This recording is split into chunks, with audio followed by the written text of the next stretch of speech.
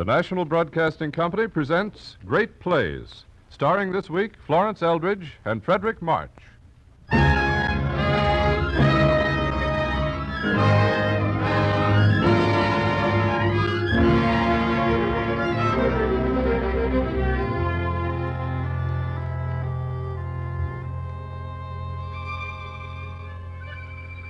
The great play, Cyrano de Bergerac, by Edmond Rostand, adapted for radio by Ranald R. McDougall and Lester Vale, with original music by Tom Bennett, and featuring the distinguished American artists Florence Eldridge and Frederick March. The place, the Hotel de Bourgogne in 1640, crowded with persons of all degree waiting for the play to begin.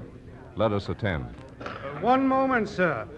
Have you by chance seen Monsieur de Bergerac? Not yet, my friend. Strange, he should be here by now. Why so? Montfleury is on the stage tonight. And what does that matter to Cyrano? Didn't you know? Cyrano has a hot hate for Montfleury, and so has forbid him strictly to show his face upon the stage for 1 whole month. Well? Montfleury will play, and so I look for Cyrano. But wait, here's his best friend, Lebret. Lebret, have you seen de Bergerac? No, but I'm looking for him. I'm uneasy. I was just telling this gentleman about him. Is it not true that he is the strangest of men? He is the choicest of earthly beings. Poet, Soldier, philosopher, musician, and of how fantastic a presence. Really? Why? Ah, sir, he's the maddest fighter in all France. With his triple-plumed cap and six-pointed doublet, the sword point sticking up beneath his cloak like an insolent rooster's tail, he's prouder than the Turk. But above his lacy ruff, he carries a nose. Oh, my friend, what a nose is there. When you see it, you will say, no, it is too much. He plays a joke on us. Then you will laugh and say, soon he will take it off.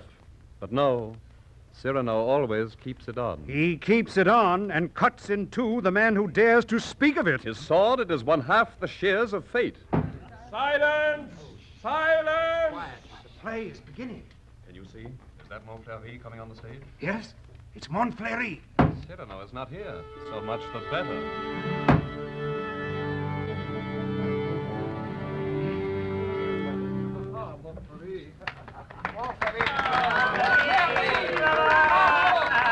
Happy the man who, far from pomp, in a solitary place, an exile created by himself, and who, when gentle zephyrs stir the trees... Villain! Did I not forbid you to show your ugly face here for an entire month? Happy the man You who... padded clown, leave the stage. Oh, Monsieur de Bergerac. You dare defy me? Happy the man who, far from pomp... Fat man, prepare yourself. If you continue, I shall feel it necessary to alter the shape of your face. Leave the stage! No! Did someone speak? Monsieur de Bergerac displays his tyranny, a fate for tyrants. Come on, Montfleury. Players, la, Clory. Let me hear that foolish rhyme once more, and I slaughter every man of you.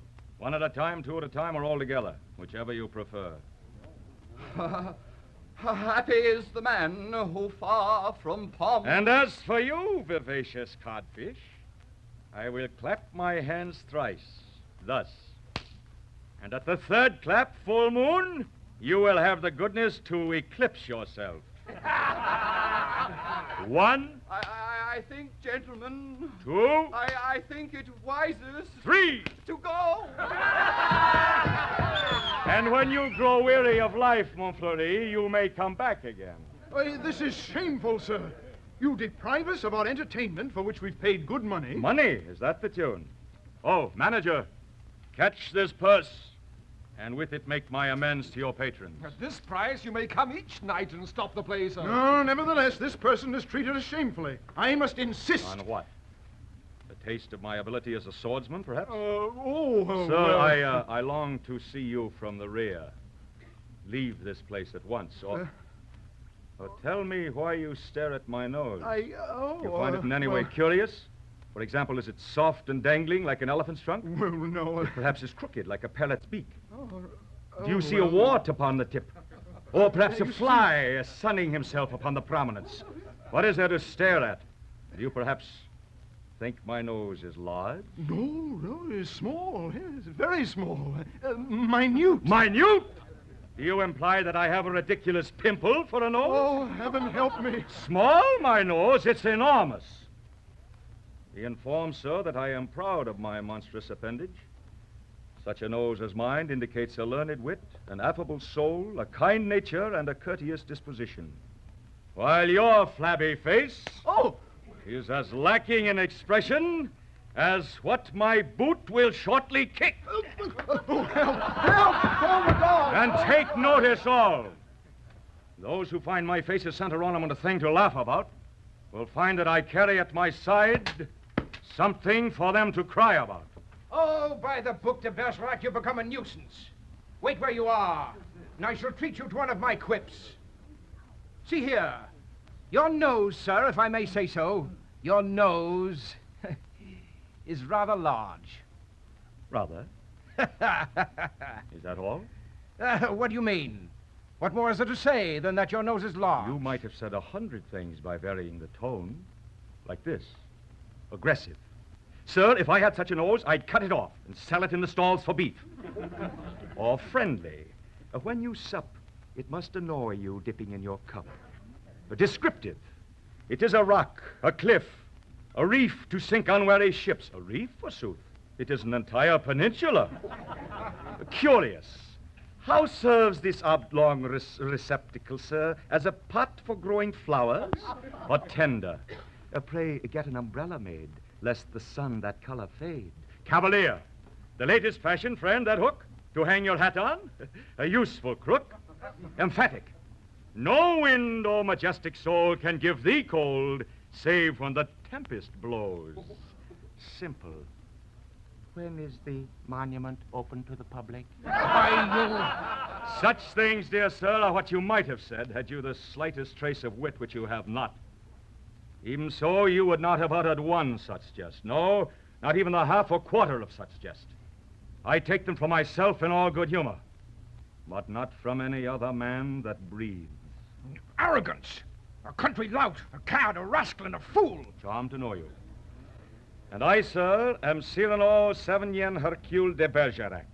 And now, sir, let us devise a little dance to cure the cramp in my sword. En garde, poet! Poet? Certainly. In proof of which, I shall compose a dainty little ballad while we dance. And at the end of, say, 4 verses, I shall nick you, sir. Ha! No? Well, let us see. The duel in the Hotel Burgoyne fought by Cyrano and a good for naught. What is that? The title. Make room. Now wait while I choose my rhymes. I have them now. I gaily doff my headgear low, and freeing hand and heel, my heavy mantle aside I throw, and draw the polished steel. Gracefully around I wheel, alert as Scaramouche. 2 words will tell you how I feel. At l'Ambroise end, Jatouche. Now to choose where the thrust shall go. Where skewer you, sir? In the heel? In the heart, with the ribbon so blue below? Or the hip, to make you kneel? Ho, for the clashing steel! But now a hit, not much.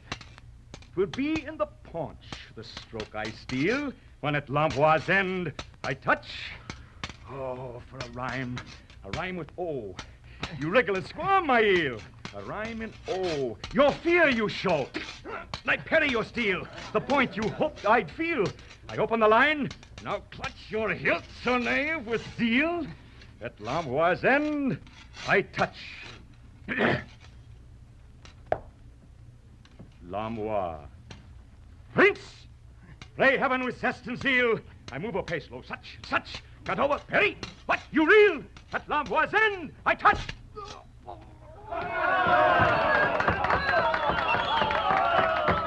Monsieur de Bergerac, permit me to congratulate you. Nothing could be more graceful than your verse and your blade. I am a judge, I think, and I stamp like any postboy to show my admiration. Again, I say, it was beautifully done. Au revoir. What? Hey, friend Lebret, who was that gentleman? Why, D'Artagnan, the Musketeer. Oh, Cyrano, you madman, a word with you. Come aside, then. Let this rabble clear out. You porters, sweep the place out. Close up everything but leave the lights. We'll dine now, but later we'll return and rehearse tomorrow's farce. You do not intend to dine, Cyrano? No, Because? because I have no money. What? But the purse you threw the manager. Monthly allowance. In a day, thou art sped. But how will you live next month? Who knows? All that is certain is that I have nothing left. Oh, what folly, throwing your money away. Ah, but how gracefully it was thrown. Well, so be it. Tell me, why do you hate Montfleury? I drove him from the stage for 2 reasons. First, he is an empty windbag, heaving up words like a bucket emerging from a well. But most important, this gross buffoon still thinks of himself as a peril to the virtue of lovely ladies. I hate him since the evening he presumed to raise his eyes from the gutter and look at her. Her? What now? Can it be that... I should love? I love. But I do not hope to be loved. This nose of mine that, go where I will, still pokes a 1/4 mile ahead of me. This nose gets in the way of someone loving me. But I may love. And whom? Why, whom but the fairest? How could it be otherwise? The fairest? The fairest in the world. Most brilliant, most refined, most golden-haired. He who has seen her smile has known perfection. Roxanne.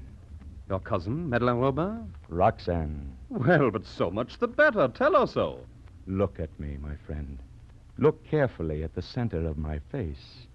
And then tell me with what hope this vile protuberance can fill my heart. I do not delude myself. And yet, at times, I'm weak. In the evenings when the light is dim, and it must be dim for me to feel at peace, I sometimes dream of sauntering along the perfumed walks with her. My heart is stirred with ecstasy, and all the world stops still. And then I see the shadow of my profile on the wall. Oh, my friend, Cyrano. Ah, Labret, at times it's hard. It's bitter. To feel my loneliness, my own ugliness. You weep, Cyrano. Oh, never. Think how vilely suited is this nose to anything as dainty as a tear. Master Cyrano, may I speak with you? God, Labret, her housekeeper. Yeah, come here and speak.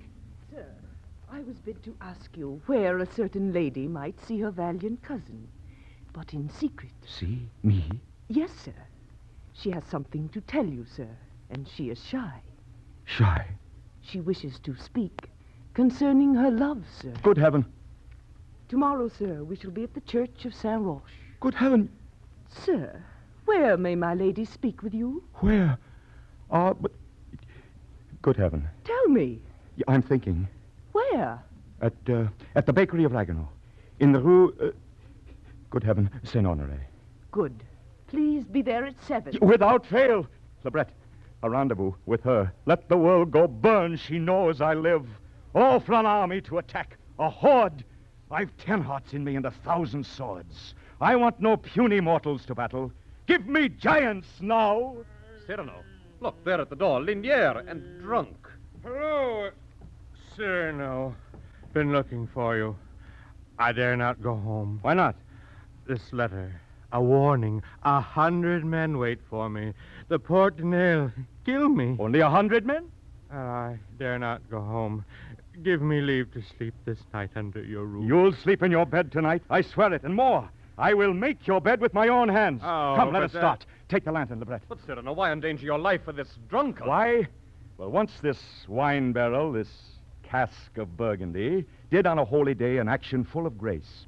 As he was leaving church, he saw his lady love take holy water, and Linière, who is sickened by the taste of water, ran quickly to the font and drank it all, to the last drop. Indeed, that was a graceful thing. Was it not, my friend? So, let us start. But, Cyrano, 100. Less tonight would be an insult to my blade. Come, gentlemen, and when you see me charge, do not seek to aid me, whatever the odds. Beneath the white plume on my helmet, I shall stand alone and conquer if it were 1,000 waiting. Porter, Open wide the doors. Ah, Paris, wrapped in night. And beneath the vapor's floating scars, the Seine trembles mysterious, like a magic mirror. Well, shortly the mirror shall have a strange reflection of wondrous battle. Forward to the Porte de Nesle. And when Paris asks, for what cause were 100 men against this poor drunkard sent, tell them it was because he is a friend of mine.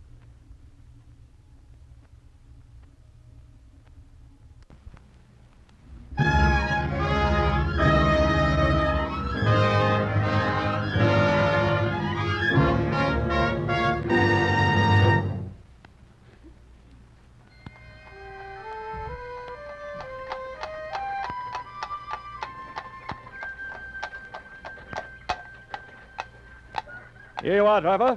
I have no money, but this chain is yours. Thank you, sir. Oh, Ragueneau, open.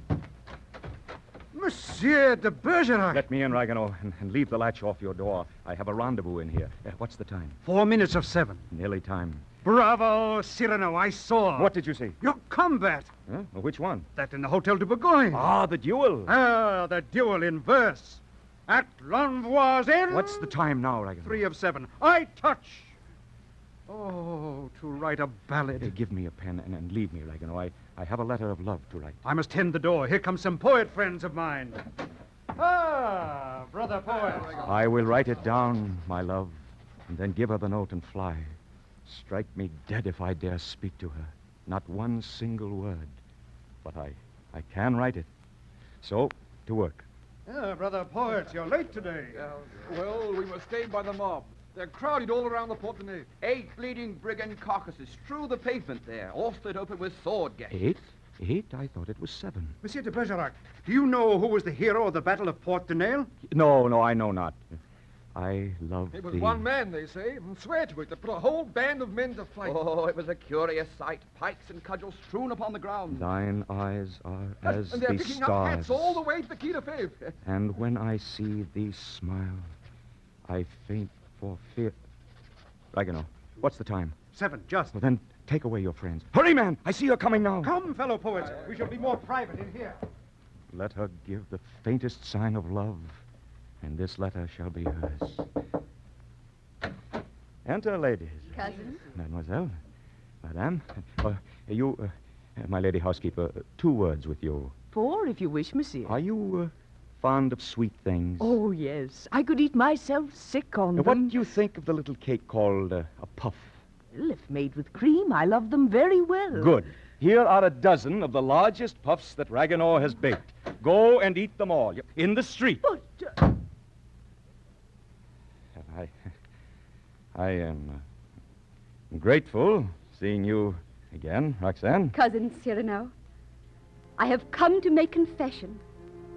But first you must be again that brother friend with whom I used to play by the lakeside. Oh, yes. When you would come each spring to Bergerac. In those days you did everything I asked. Sometimes with hands all bloody from a fall you'd run to me. And playing mother I would say severely, "What is this scratch, you naughty boy?" Why, what's this? There is a scratch upon your hand. Oh, that's... No, let me see. At your age, where did you get this scratch? Oh, it's nothing. I got it playing at the Porte de Nesle. And tell me while I wipe away the blood, how many fought against you? Oh, 100 nearly. Rogue, tell me. No, let it be. But you, come, tell me the thing just now you dared not. Now I dare. The scent of those old days emboldens me. Yes, now I dare. Listen. I am in love, but with one who knows not. Not yet, but who shall soon learn. A poor youth who has all this time loved me, timidly and from a distance, and dares not speak. But I have seen love trembling on his mouth. And to think of it, he is in your regiment. Oh, he is so wise, so proud, so noble, young, intrepid, handsome. Handsome. Why, what's the matter, Cyrano? Nothing. It is the scratch. It hurt. He is in my regiment, you said? Yes, I love him. All is said. And you have never spoken? Eyes can speak. How know you, then, that he... Oh, people talk beneath the limes in the Place Royale. His name? Baron Christian de Neuvillette. Oh, how quick the heart is flown. But my poor child...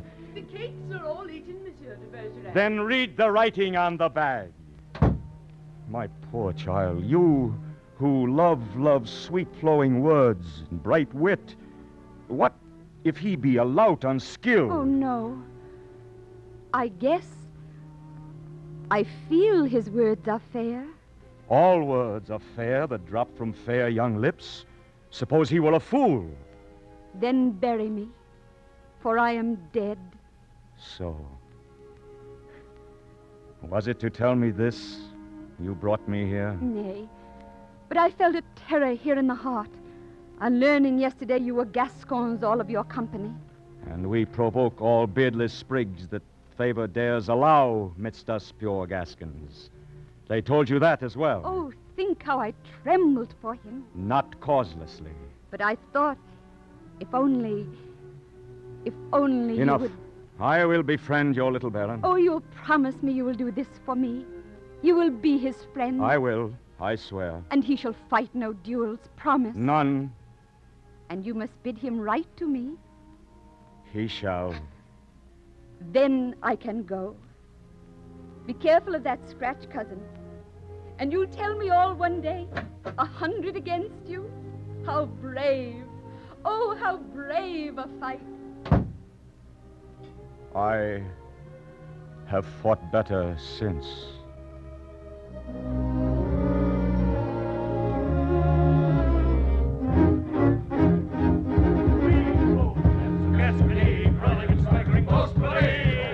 Our hero! We heard all, Cyrano, and the Porte de Nails is a shambles. Gentlemen, are you all from Gascony? All! Bravo, Cyrano. Baron. Viva, Cyrano. Baron. Let me embrace you, Cyrano. Baron. What, are you all barons? Oh! Why, you could build a tower to the sky with nothing but our coronets, my friend. And now, Cyrano, the story. All in good time. Yes. I must speak to Papa. Tell the story of the fray. It'll be a lesson to this timid young apprentice. Apprentice, me? This sickly northern greenhorn. Sickly, me? Your nose is out of joint. Monsieur de Neuvillette, listen. A word for your ear. There is a thing in this vicinity that one no more dares mention than to say rope to a man whose father was hanged. What are you talking about? What is this thing? This thing is... this thing. You mean the nose? Hush! If you would live to count your grandchildren, dare not mention that fatal cartilage. I see. Ask him for his story. Very well, the story. Well, I went all alone to meet the 100 men. The night was inky black, and all the docks were hidden in the gloom. I could see nothing further than your nose. Who on God's earth is that? It's a man who joined today. Today, his name. He's the Baron de Neuvillette. Oh, he is, eh? That is rather fortunate for him. Where was I? Following your nose. Mordius! On I went, thinking, for a knavish cause, I may provoke some great man, some great prince, who certainly could make me pay... Through the nose. Most dearly. But on I went. Then from the shadows came... Crack on the nose. A blow toward the heart. I parry it. I find myself... Nose to nose. Heaven and earth! With 100 brawling sots. I leaped at them, head down. Nosing the wind. I charge. I gore two, impale one, run another through. One aims at me, paff, and I parry. Piff with my nose. Great God, out! Out, all of you! Tiger, wait. You'll find out the bloody hash of new cadet when we return. I shudder to think of what will transpire here. Embrace me now. Sir? You are brave. But... Come, embrace me. I am her brother. Whose? Hers, Roxanne's. Heavens. Her brother? Well, her cousin brother. It is the same thing. And she has told you of me? All. She loves me. She loves me. Perhaps. How glad I am to meet you, sir. Your affection is rather touching. And also, rather sudden. If you but knew my admiration. What about all those noses? Oh. I take them back, every one. Well, then, I have a message. Roxanne expects a letter from you. A letter? From me? Ah, then I'm lost. How so? I am one of those men that nature makes tongue-tied in the presence of women. I can love, but cannot speak my love. And I can love, but may not speak my love. I can speak my love, but may not love. Ah, if I could express my thoughts with such grace. Oh, to be a musketeer with handsome face. Where can I buy eloquence? It's not for sale in the marketplace. I will be your eloquence. What? With my tongue and your appearance blended, we shall put to shame the greatest lovers of history. How so? Do you think you can repeat the things that each day I shall teach you? What do you mean? Roxanne must never have a disillusion. Shall we together a wooing go? My soul and your body. But, will sir, you, I say? If it pleases you so much, gives you pleasure... Pleasure? It would amuse me, rather. It is an enterprise to tempt a poet. I shall be your wit, and you shall be my beauty. Aye, but where to begin? That letter she waits for, I never can... Here's your letter. Take it. Only the address and signature are lacking. But where? Oh, we have our pockets full, we poets, of love letters, written to Chloe's, Daphne's, creations of our noodle heads, our lady loves, fancies of our brain, fantasies blown into soap bubbles. Here, take the letter and send it off. Shall I change a few words? Will it fit Roxanne? Like a glove upon her dainty hand. But will she not... Oh, credulity of love. Roxanne will think each word coined specially for herself. Send it, send it. And at evening, we shall group ourselves charmingly beneath her very window.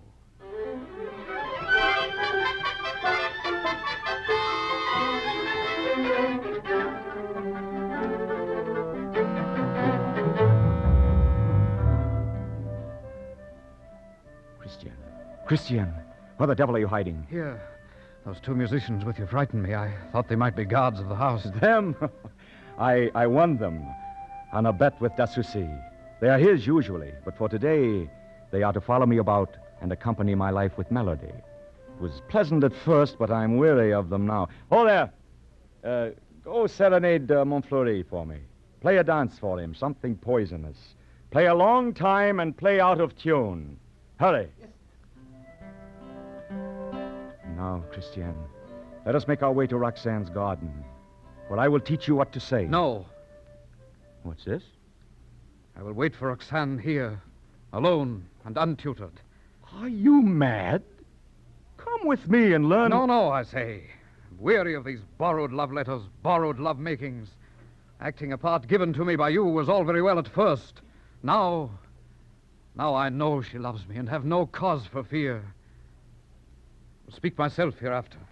You will indeed. You think I cannot? You shall see. I'm not such a fool as you seem to imagine. Oh, I've profited by your lessons. I'll know how to speak when we're alone. Or if not, I know enough to take her in my arms. Well, you shall soon have the opportunity. Look, she's coming. Is she... Cyrano, don't leave me. Speak for yourself, my friend. Take your chances. Christian? Yes. Yes. We're here alone, and let us take care to remain so. Speak to me. Tell me of your love. Oh, well, I love you. Ah, yes. Tell me more.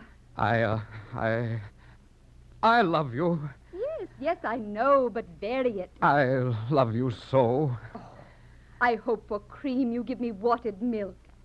Say how love possesses you. Oh, utterly. Oh, come, what is the matter with you? Your throat, I wish to kiss your throat. Christian. I love you.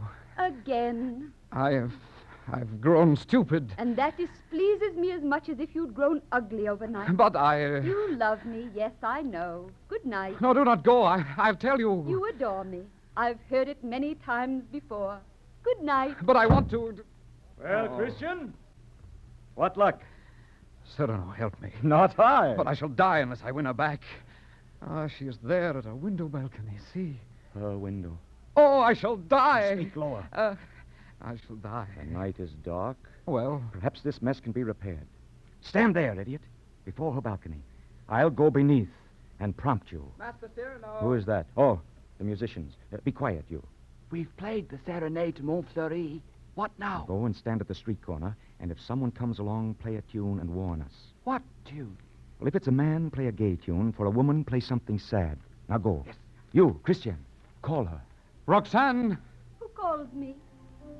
Oh, it's you. I would like to speak with you. Good. Speak soft and low. No, you speak stupidly. You do not love me. You say, great heaven. Great heaven! That I love you no. Know you what such a moment holds for me? If ever I were eloquent. You were. Yet never till tonight my speech has sprung straight from my heart as now it springs. I think I shall find speech for the first time. 'Tis true. Your voice rings with a tone that's new. Aye, a new tone. In the tender sheltering dusk, I dare to be myself for once. At last. What say I know not. Your pardon. It thrills me, 'tis so sweet, so novel. So novel? To be at last sincere. Till now, my chilled heart, fearing to be mocked. Mocked? And for what? For its mad beating. My heart has clothed itself with witty words to shroud itself from curious eyes. Impelled at times to aim at a star, I stay my hand, and fearing ridicule, pluck a wildflower. A wildflower is sweet. Aye, but tonight, the star.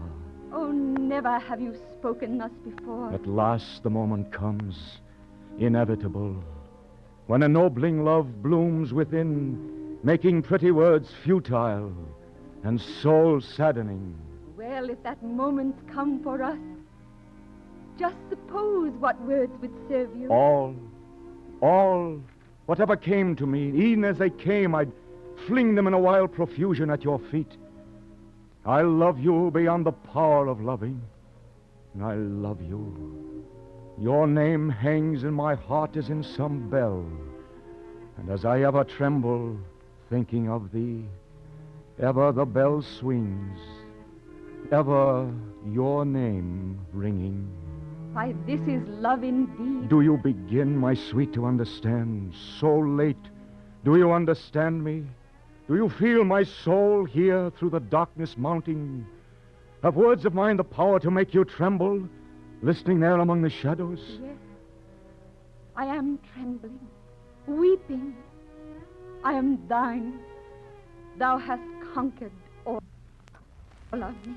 Then let death come. One thing, but one thing more.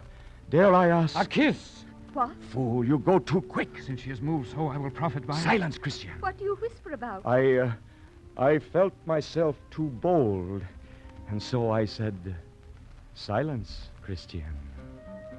What is that? Someone is coming. Go inside a moment. Shut your window. What does it mean, Cyrano? One plays sad, the other gay. Neither man nor woman.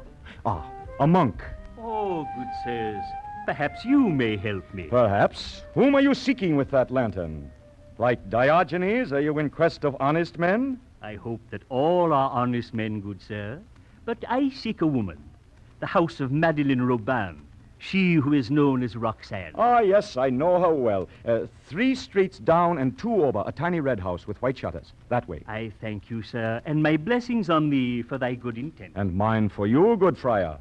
Now, Christian. Ah, Cyrano, win me that kiss. No. Sooner or later. Yes, it's true. Your mouths are sure to meet. And I'd rather it would come because of me than... Still there? We spoke of a kiss? The word is sweet. Why should your lips avoid it? Hush. A kiss, when all is said, what is it? A heart's avowal claiming confirmation. A rose dart in the eye of adoration. A secret that to mouth, not ear, is whispered. Brush of a bee's wing that makes time eternal. Hush. Hush. Kiss, madame, is honorable. The Queen of France, to a most favored lord, did grant a kiss. The Queen herself. What then? Buckingham suffered humbly, so have I. Adored his queen as loyally as I. Was sad but faithful, so am I. And you are fair as Buckingham. True. I forgot. Must I then bid thee mount to tell this secret? Climb, Christian. This heart's avowal? Christian, climb. But I feel now as though Come, I... blockhead, climb.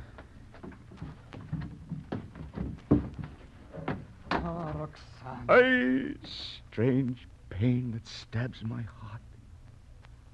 I, Lazarus, lie at the gate in darkness. Yet to me falls still a crumb or two from the rich man's board. Aye, 'tis my heart receives thee, Roxanne, mine. For on the lips you press, you kiss as well the words I spoke just now. My words, my words. A gay tune, a sad tune, the monk again. Hello, up there. Who is it? Cyrano, cousin. I was passing by. Is Christian there? Cyrano. Our friend has returned for another call. We'll come right down. This is the place, I am sure of it. Madame Madeleine Robin. Robin? I thought you said Rollin. Oh, I see, Robin. She'll be right down, she said. What is it? A letter, madame, from your guardian, Comte de Guiche. Oh, excuse us a moment. Cyrano, I did not tell you. He wants to marry me. Comte de Guiche? Yes. Infamous monster, I'll have his heart. But the letter, what does it say? Let's see. Lady Roxanne, the drums beat and my regiment is off to war. I send this letter to inform you that it is my wish that we two be married this very night, and so on and so on. Wait. Good father. Yes, my child? This is what the letter says. Lady Roxanne, the drums beat and my regiment is off to war. I send this letter to inform you that it is my wish that you and Christian be married this very night, and so on. This is Christian, good friar. I knew I was to perform a wedding ceremony, but I did not know it was to be Christian. Oh, I have overlooked a postscript. Give 20 pieces of gold to the good friar. Oh, yes, Christian. Well, come into the house, children, and you shall be wed. A moment, father. Cyrano, you must keep de Guiche at bay. He will be here. Do not let him enter until... I understand. Good friar, how long does the ceremony take? A quarter of an hour, my son. All right. In with you, and have the knot well tied. Now, how can I delay de Guiche? I have it. First, I'll climb this tree. So. Now, into the upper branches. There. Now, I'll let him come, and I will drop down to him from the moon. 'Tis a man. Yes, it's a man this time. If only he doesn't know my voice. Where is that friar? He was to meet me here. What's this? Where did that body fall from? From the moon. From What's the time? the moon? What's the day, the month, the year? What country is this? Like a bomb. I fell from the moon. You're mad. Yeah, from the moon, I say. Very well, but you're mad nevertheless. Out of my way. Yeah, but where am I, sir? Oh, tell me. Is it on moon or earth that my posterior weight has landed me? Am I in Venice? Africa? Rome? Let me pass. A lady waits. Ah, I am in Paris. The fool is comical. You laugh? I laugh, but would get by. I have shot back to Paris. Ah, and to think it took 4 methods of invention to get me to the moon. Let me by. 4? 4. First, with body naked as your hand, festooned about with crystal flagons full of morning dew, and when the fierce sun did blaze on me, it sucked me up as it doth suck the dew. Yeah. That makes 1. And then the second way, to charge a silken bag with smoke. As smoke does mount, So should I. 2. Or, for I have a mechanical skill, to make a grasshopper with springs of steel and launch myself with quick, succeeding leaps into the sky. Well, that makes 3. The 4th? Sitting on a platform made of iron. Then, to throw a magnet in the air, this is the greatest way of all. The magnet flown, the iron will infallibly pursue. And then, quick, relaunch your magnet and after it again. Here are 4 excellent methods. Which one did you use? Oh, none of those. I chose a 5th. Another way to reach the moon? Yes, the tide. In the witching hour, when the moon woos the wave. Yes, what then? Why, then, no more. The quarter hour is up, the marriage made. Go your way, De Guiche. What? Am I insane? That voice, that nose. Cyrano. Cyrano. Are you wed? We are. Christian. Married? My congratulations, all of you. And you, Cyrano, my compliments.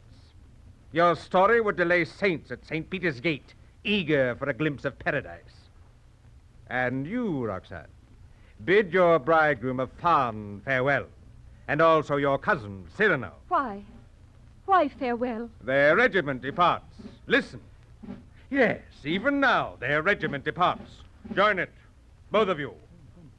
And perhaps, my friends, we shall meet again upon the battlefield.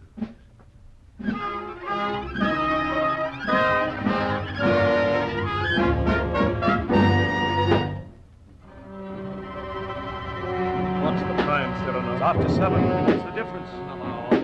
Curse this siege. 3 months of besieging and being besieged is too long. Patience, Lebret. Each hour brings us closer to victory. Our enemies starve in the city. And we starve without. And you write letters while your stomach is empty. My heart is full. I write for Christian. Oh, who's there? King's service. Who is it, sentry? Horse and carriage, sir. On King's service. It's a woman. Roxanne! On King's service, you! Yes, King loves service. My Christian. What other king? Where is he? I'll go and get him. Lebret, look after the horses. How did you get through the lines, Roxanne? Why, when they stopped me, I would say, I go to see my lover. And very gallantly, they would bow and pass me Christian, on. wake up. Roxanne is here. Roxanne, where? Wait, before you go. You have written to her oftener than you think. How so? I have written to her under your name without telling you. But how did you get the letters through? During the night, I'd go through the Spanish line. How often have I written my wife? Twice a week? 3 times? 4? More often still. What? Every day? Twice a day. So. And that became so great a joy for you that you braved death as a spy to see that they were delivered? Christian! She's calling you. I'll leave you together. Ah, Christian, at last. At last. Roxanne. Oh, why did you come here? Your letters brought me. What? A few paltry love letters? Oh, don't say that. They've made me adore you. At first, I loved you only for your face. But when I heard your voice that night and read each day the letters that you sent, I loved you for your soul. Roxanne. It's true. Even if you were... Don't say it. I will say it. Ugly. Even if you were ugly, I swear I'd love you still. God in heaven. What is wrong, Christian? You look so strange. I know it's nothing. Roxanne? Here? Oh, Roxanne! Those poor fellows. My love deprives them of the sight of you. Go, Roxanne, speak to them and smile at them. They're about to die. Yes, Christian. My brave. Cyrano! Yes? Why so pale? She does not love me. It's you she loves. No. She said she loved me for my soul. And you are that soul. It's you she loves, Cyrano. And you love her. Yes, it's true. But look at me. Look at my face, Christian. She said she'd love me were I ugly. You must tell her the truth, Cyrano. No, by heaven. Yes. There's a choose between us. I'll be loved for myself or not at all. Roxanne! No. Roxanne! No, Christian, please. Yes, Christian, what has happened? Cyrano has things to tell you. Important things. Important? How, Cyrano? Why, it's nothing. You know how he sees importance in trifles. In trifles. He doubted what I said. I saw he doubted. But it's true. I would love him if he were... Does that word embarrass you before my face, Roxanne? It will not hurt me. Say it.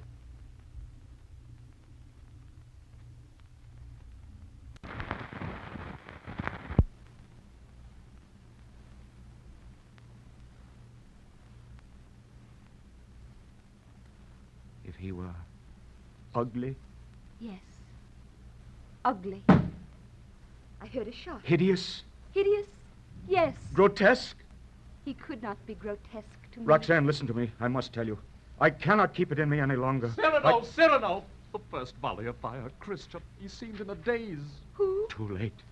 Who? I can never tell her now. Those men. Who are they carrying? Roxanne! No, let me go. You- Christian!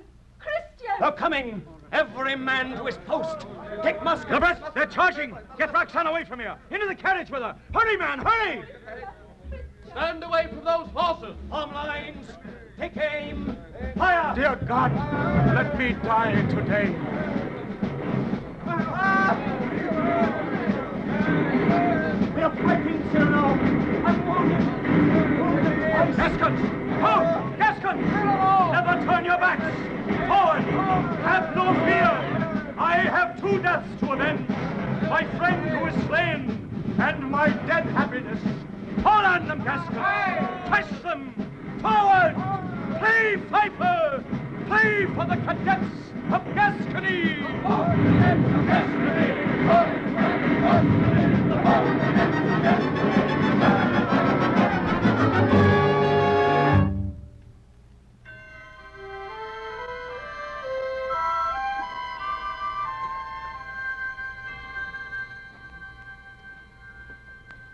Lebret, since you are here, 'tis best she should not know. Why, what is it, Ragueneau?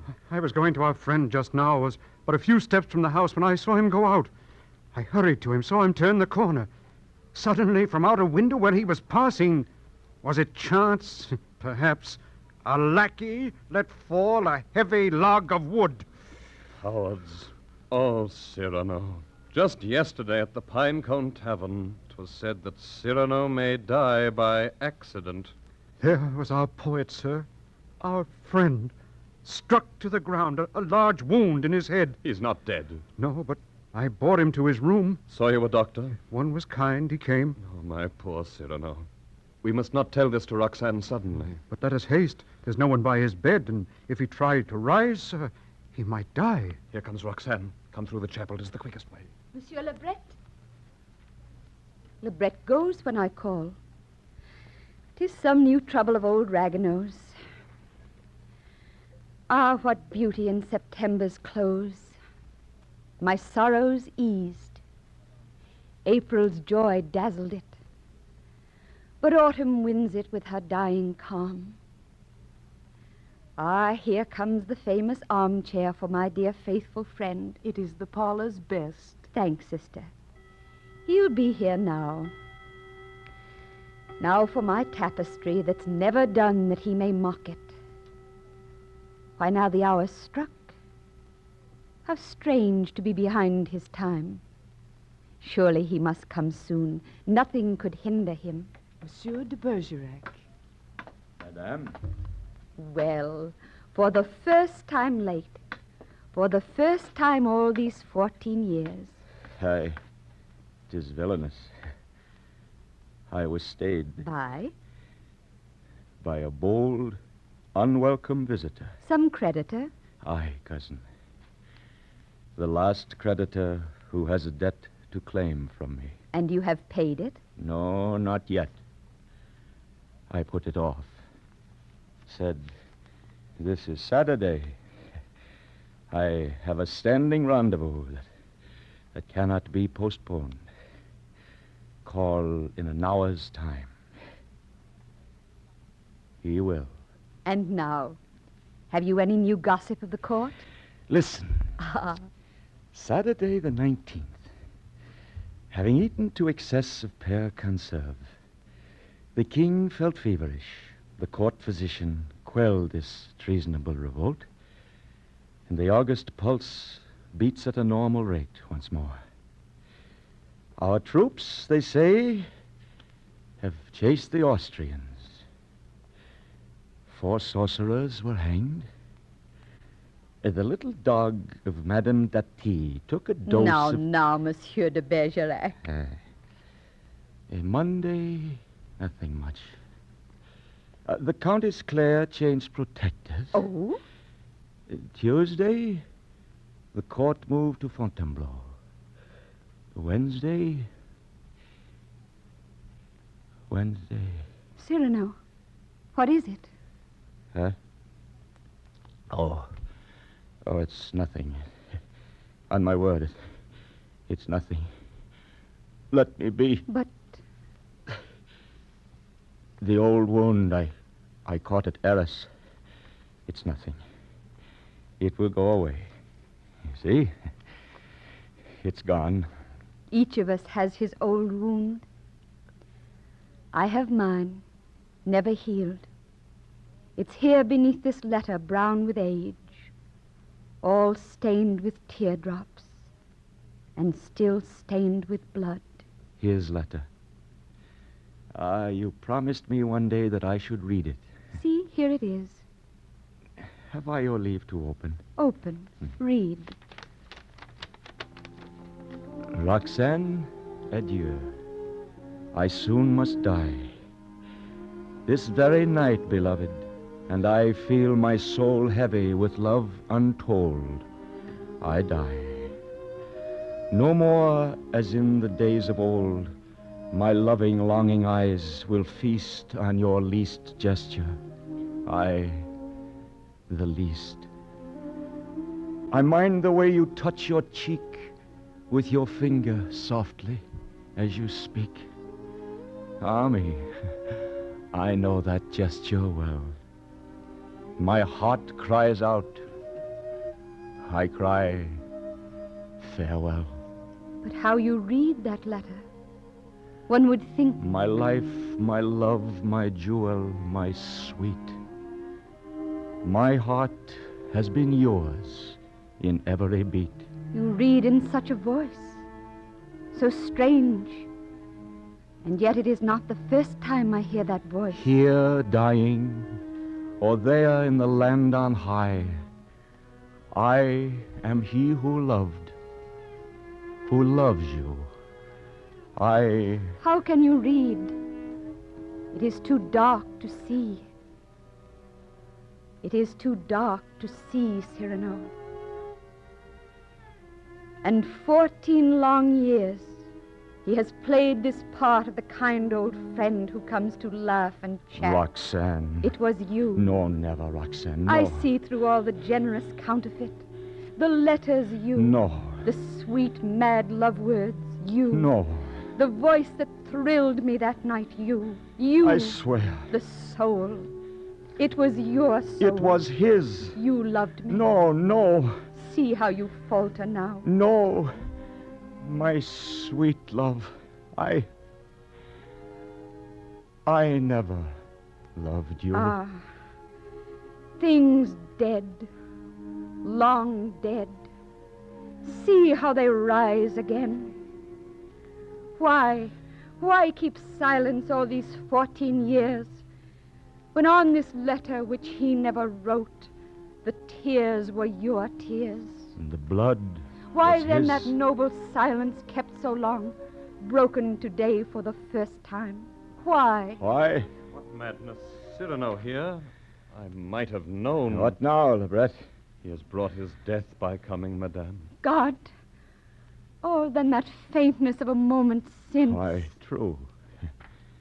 It interrupted the Gazette. Saturday, the 26th, at dinner time, Monsieur de Bergerac was murdered. Cyrano, what happened? To be struck down, pierced by a sword in the heart from a hero's hand, that I had dreamed. But to make an end like this, killed, I, of all men, in an ambuscade, struck from behind, and by a lackey's hand, with a bundle of wood. I am cheated. Cheated in everything, even in my death. Sister! Call no one. Do not leave me.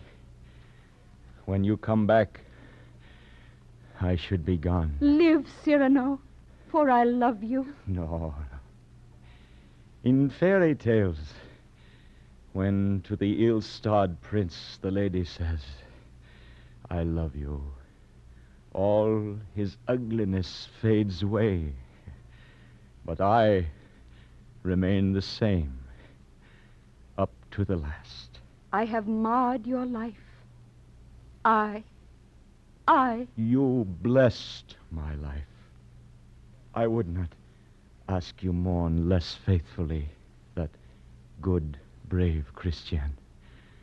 I would only ask that when my body shall be cold in clay, you wear those sable mourning weeds for two, and mourn a while for me in mourning him. I swear it you. And now, what? Seated? No. Let no one hold me up. Only this tree.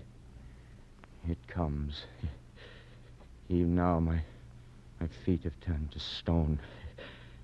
My hands are gloved with lead. But since death comes,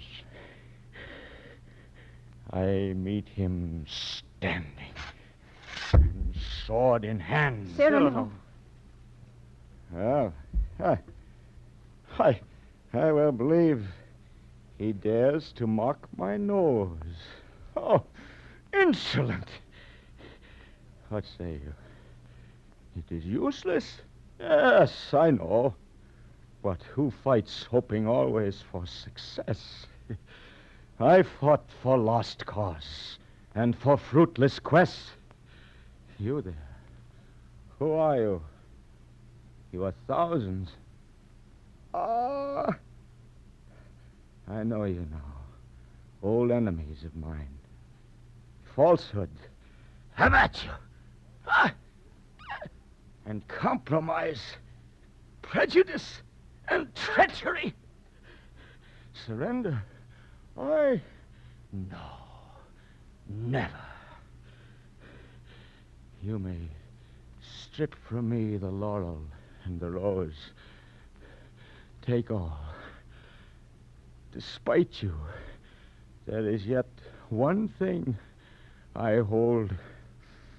And when tonight I enter Christ's fair courts, one thing is left. That void of stain or smudge I bear away in spite of you. And that is, Cyrano? My white plume.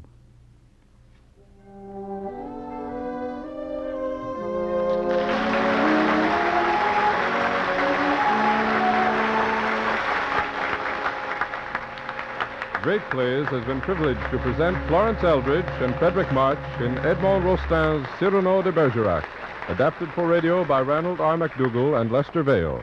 Original music by Tom Bennett, and our orchestra was under the direction of Joseph Honte.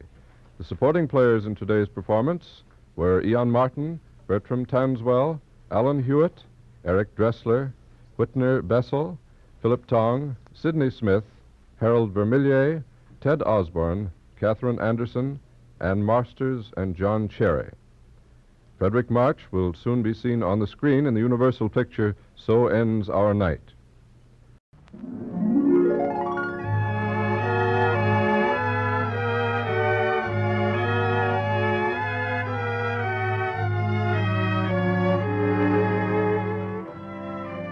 The Great Plays series of the National Broadcasting Company presents Curtain Calls for the Queen, a fantasy on the drama in England during the reign of Her Majesty Queen Victoria. Your enjoyment of the Great Plays series can be greatly enhanced by your obtaining a copy of The Listener's Aid, published through the cooperation of the University Press of Columbia University in New York.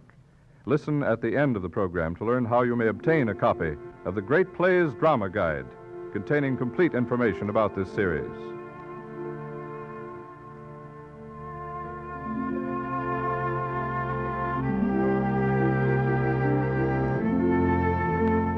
Lost Chord by Sir Arthur Sullivan. Oh, such beautiful, such tender sentiment. One key to the drama of the Victorian era, sentiment. So in our fantasy, we are to present scenes from such masterpieces of sentimental comedy, drama, and tragedy as The Lady of Lions by Bulwer Lytton, London Assurance by Dion Boucicault, Cast by T.W. Robertson, The Bells by Leopold Lewis, Pygmalion and Galatea by W.S. Gilbert, and Michael and His Lost Angel by Henry Arthur Jones. Also, we are to have a dramatic reminiscence of the tiny, frail woman beloved by millions as the Widow of Windsor. Ah, but the Victorian era is gone. At this moment, it is night in England, a night stabbed many times by brilliant blades as searchlights hunt for an enemy with death beneath its wings. And this scene might well be taking place at this moment backstage at a theater in London. Shall we say that the theater is the famous old Drury Lane? Shall we say that the first two voices we hear belong to Alfie and Bill, two Cockney porters who have just finished cleaning the theater and are closing it for the night?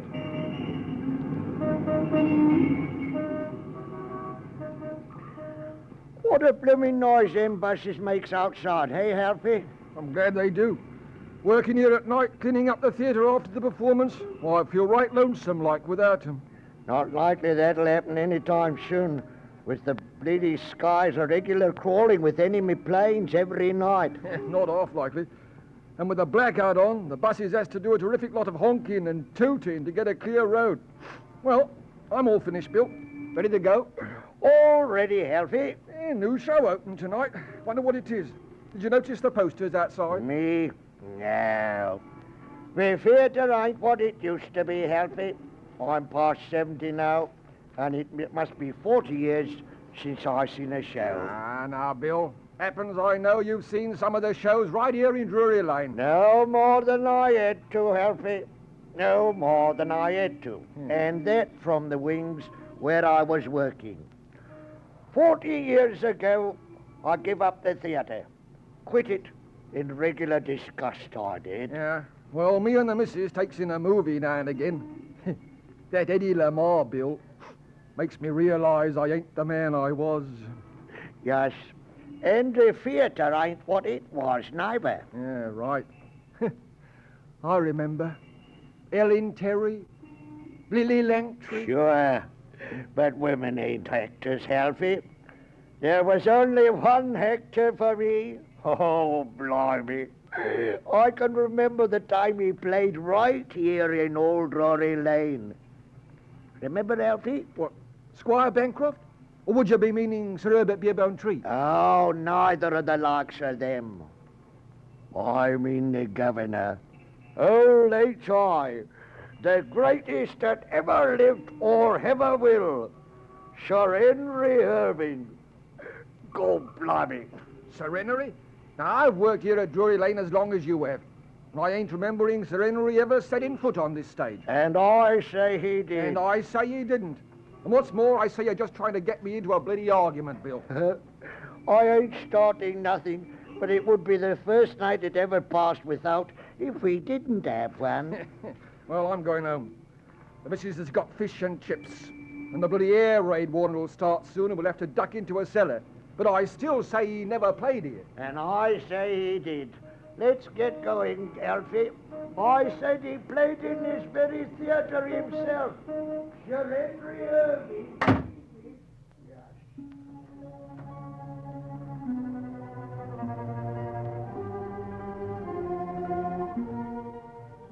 And you are right, Bill, old boy. I did play in this very theatre. The theatre that is England. Though I think of the Lyceum as more my own.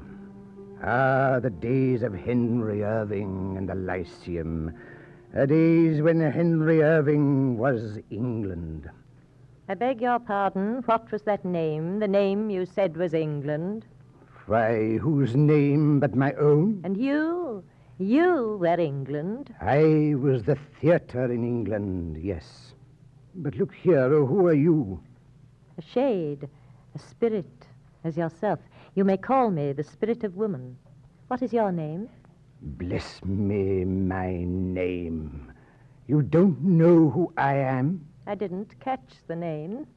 Irving, Sir Henry Irving. And you were saying, Mr. Irving? Sir Henry Irving, if you please, and I insist on it whether it please you or not, spirit of woman.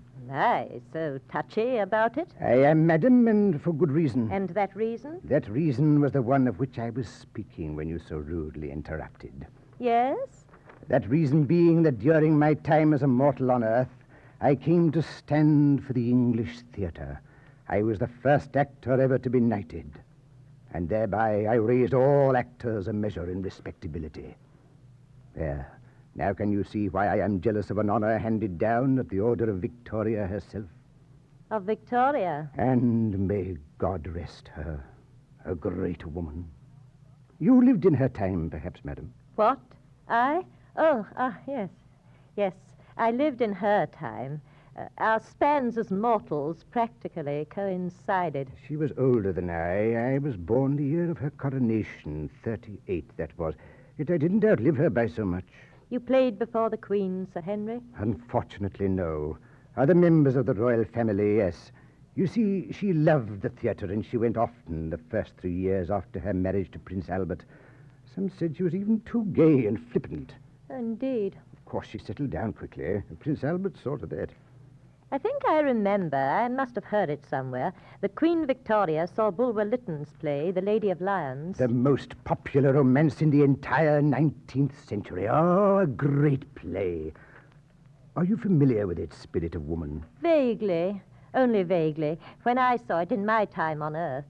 Oh, so much happened afterwards, so many years passed. Then let me recall it to you. Oh, please do, Sir Henry... Irving, is it? Sir Henry Irving, madam. Without mock modesty, the greatest actor of his day. Oh, yes, of course. But the play. The Lady of Lyons. Melnot, a gardener's son, falls in love with Pauline, the wealthy lion's beauty. Pauline spurns his love, insults him because he is a peasant. Inspired by Beauchamp, one of Pauline's rich suitors, Melnot poses as a prince and thus marries Pauline. But he finds that love overmasters his desire for revenge, and he tells Pauline all. He then tells Pauline to divorce him, and he goes away to join the army of the young French Republic, not realizing that Pauline has learned to love him too. Under the name of Morier, Melnot wins great fame, and he returns to Lyons to find that Beauchamp has at last got Pauline in his power. With the players from my company, I shall play it for you. I shall play Melnot or Morier, the hero, of course. As the scene opens, Beauchamp is addressing the Lady Pauline.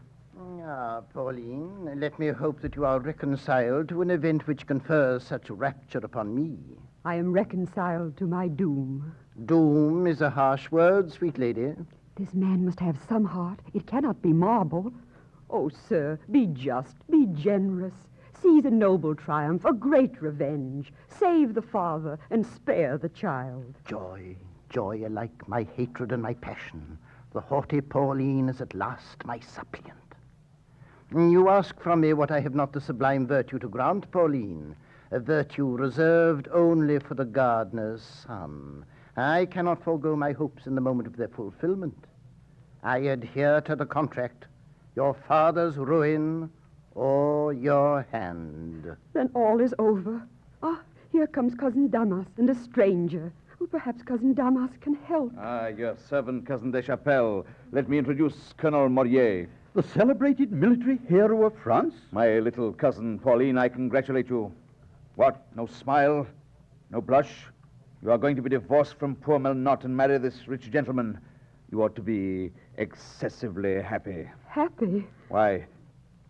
How pale you are, child. Poor Pauline. Shh. Confide in me. Do they force you to this? No. You act with your own free consent? My own consent, yes. Then you are the most. I will not say what you are. You think ill of me. Be it so. Yet if you knew all... There is some mystery. Speak out, Pauline. Oh, perhaps you can save me. You are our relation, our friend. My father's on the verge of bankruptcy. This day he requires a large sum to meet demands that cannot be denied. That sum Beauchamp will advance. My hand, the condition of the barter. Save me if you have the means. Save me. I recant. Women are not so bad after all. Child, I cannot help you. I am too poor. Oh, the last plank to which I clung is shivered. Hold. You see my friend, Morier? Melnot is his most intimate friend, fought in the same fields, slept in the same tent. Have you any message to send to Melnot? Any word to soften the blow of your divorce from him? He knows Melnot. He will see him. He will bear to him my last farewell. Sir, one word, I beseech you. Her voice again, how the memory comes o'er me. Sir, is it true that you have known, nay, are the friend of Melnot? Lady, yes. Myself and Misery know the man. And you will see him, and you will bear to him, aye, word for word, all that this heart which breaks in parting from him would send ere still forever. Lady, speak on. Tell him, for years I never nursed a thought that was not his, that on his wandering way, daily and nightly, poured a mourner's prayers. Tell him, e'en now, that I would rather share his lowliest lot, walk by his side an outcast, work for him, beg with him, live upon the light of one kind, smile from him, than wear the crown the Bourbon lost. Am I already mad? You love him thus, and yet desert him? Say that if his eye could read this heart, its struggles, its temptations, his love itself would pardon that desertion. Look on that poor old man. He is my father. He calls his child to save him. Shall I shrink from him who gave me birth? Tell him this, and say that we shall meet again in heaven. Damas, what is this riddle? What the nature of this sacrifice for this man Bousson? The papers are prepared. We need only your hand and seal, Pauline. Quickly now. Stay, lady. One word more. Were but your duty and your faith united, would you still share the low-born peasant's lot? Would I? Ah, better death with him I love than all the pomp, which is but as the flowers that crown the victim. I am ready to sign. Monsieur Deschapelles, these notes are yours the instant Pauline has signed. You will still be the great House of Lion. Never! And give me those notes. There, I tear them up. Are you mad? How, sir? What means this insult in my house? Peace, Monsieur Deschapelles. I have a prior claim. Before the face of man and heaven, I urge it. I outbid yon sordid huckster for your priceless jewel. Take this purse. There is the sum twice told. Blush not to take it. There is not a coin that is not bought and hallowed in the cause of nations with a soldier's blood. That voice, thou art... Thy husband, look up. Oh! Look up, Pauline, for I can bear thine eyes. The stain is blotted from my name. I have redeemed mine honor. I can call on France to sanction thy divine forgiveness. Fooled, duped, triumphed over in the hour of mine own victory. Curses on ye both.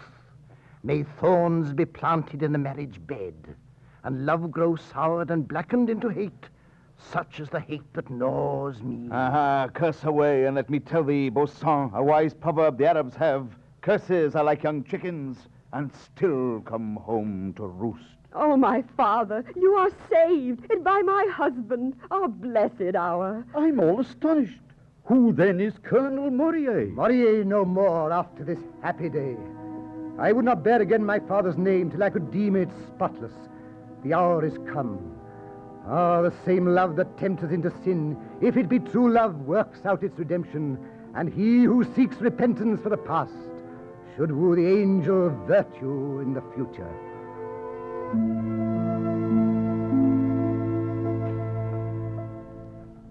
Should woo the angel virtue. A noble sentiment, Sir Henry, a sentiment which guided me throughout all my life on earth. I must have had a bit of a stuffy life, what? Sir? Oh, your pardon, madam, your pardon. But a great play. And I'm sure Queen Victoria herself must have applauded its sentiment.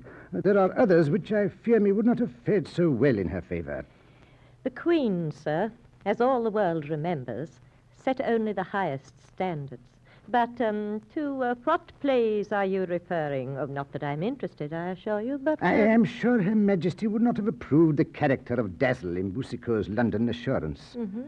But the Queen saw that play. She did? Oh, that is, I think she did. I think that may have been one of the few plays she saw after she gave up what you called her gay and flippant life. And she approved the character of Dazzle, the charming bounder? Oh, no, as to that, well, it was all so many years ago, once memory... Yes, of course, it was in the year 1841. But to tell me, spirit of woman, did you know the Queen during your time as a mortal? Why, well, not as others knew her, no. But this Dazzle you were talking about. Ah, yes, one of the most charming rogues unhung. You see, in the play, old Sir Harcourt Courtleigh is about to marry beautiful young Grace Harkaway, young enough to be his daughter. Under her father's will, she must either marry Sir Harcourt or his heir, or she loses her fortune. Max Harkaway, Grace's uncle, is calling on Sir Harcourt to arrange the marriage. Neither of them knows that Sir Harcourt's son, Charles, returned home late the night before after a night of tippling, bringing with him Mr. Dazzle, whom he had met in a pub. We ought to meet Mr. Dazzle. I shall play Dazzle, of course. Max Harkaway speaks. This young man, this must be young Charles. Ah, Charles, is that you, my boy? He knows me. He's too respectable for a bailiff. How are you? Your father has just left me. The devil he has. He's been dead these 10 years. Oh, I see. He thinks I'm young Courtleigh. The honor you would confer upon me, I most unwillingly disclaim. I am not Mr. Courtleigh. I beg pardon. A friend, I suppose. Oh, a most intimate friend. A friend of years, distantly related to the family. One of my ancestors married one of his. Adam and Eve. Are you on a visit here? Oh, yes. Rather a short one, I'm afraid. This appears a dashing sort of fellow. He's a friend of Sir Harcourt's. I'll invite him to the wedding. Sir, if you're not otherwise engaged, I shall feel honored by your company at my house, Oak Hall, Gloucestershire. Your name is? Harkaway, Max Harkaway. Harkaway. Let me see. I ought to be related to the Harkaways somehow. A wedding is about to come off. Will you take a part in the occasion? Oh, with pleasure. Any part but that of the husband. Have you any previous engagement? I was thinking, let me see. I promised to meet my tailor and his account tomorrow. I'll postpone that. Have you good shooting? Shooting? Why, there's no shooting at this time of the year. Oh, I'm in no hurry. I can wait till the season comes, of course. I was only speaking precautionally. You have good shooting? Why, the best in the country. Make yourself comfortable. Say no more. I'm your man. You ride? Anything, everything, from a blood to a broomstick. Only catch me a flash of lightning and let me get on the back of it. Hang me if I wouldn't astonish the elements. I'd put a girl around the earth in very considerably less than 40 minutes. We'll show old Courtleigh how to spend the day. He imagines that nature, at the earnest request of fashion, made summer days long for him to saunter in the park, and winter nights that he might have good time to get cleared out at hazard or at whist. Give me the yelping of a pack of hounds before the shuffling of a pack of cards. No cards or hounds for mine. My great adoration is for a goddess. Ah, who's that? When the world puts on its nightcap and extinguishes the sun, then comes the bottle. Wine and love are the only two indescribable things in nature. But I prefer the wine because its consequences are not entailed and are more easily got rid of. How so? Love ends in matrimony. Wine in soda water. Well, I can promise you as fine a bottle as ever was cracked. Never mind the bottle. Give me the wine. Say no more. But when I arrive, just shake one of my hands and put the key of the cellar into the other. And if I don't make myself intimately acquainted with its internal organization, I say nothing. Time will show. Oh, I foresee some happy days. And I some glorious nights. But it mustn't be a flying visit. I despise the word. I'll stop a month with you. Or a year or two. I'll live and die with you. Remember Max Harkaway, Oak Hall, Gloucestershire. I'll remember. Fare ye well. I say, halloo, tally-ho! Here I am quartered for a couple of years at the least. The old boy wants somebody to ride his horses, shoot his game, and keep a restraint on the morals of the parish. I'm eligible. What a lucky accident to meet young Courtleigh last night. Who could have thought it? Yesterday I could not make certain of a dinner except at my own proper peril. Today, I could flirt with a banquet.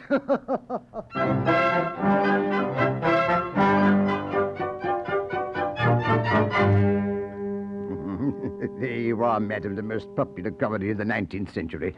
Methinks you played your part just a bit too well, Sir Henry. You seem to relish the character. Living or a spirit as I am now, madam, Henry Irving is an actor. Sir Henry Irving, I believe it is. It is, madam, and I am not sure that I like your tone at all. I met you here on the stage of Drury Lane, a spirit like myself, and I at least expected civility and a little... Oh, I do apologize, Sir Henry. Sometimes I grow a little peremptory. I forget that I'm a spirit. But tell me, did the poor girl have to marry Sir Harcourt? Oh, yes, of course not. No, she married his young son, Charles.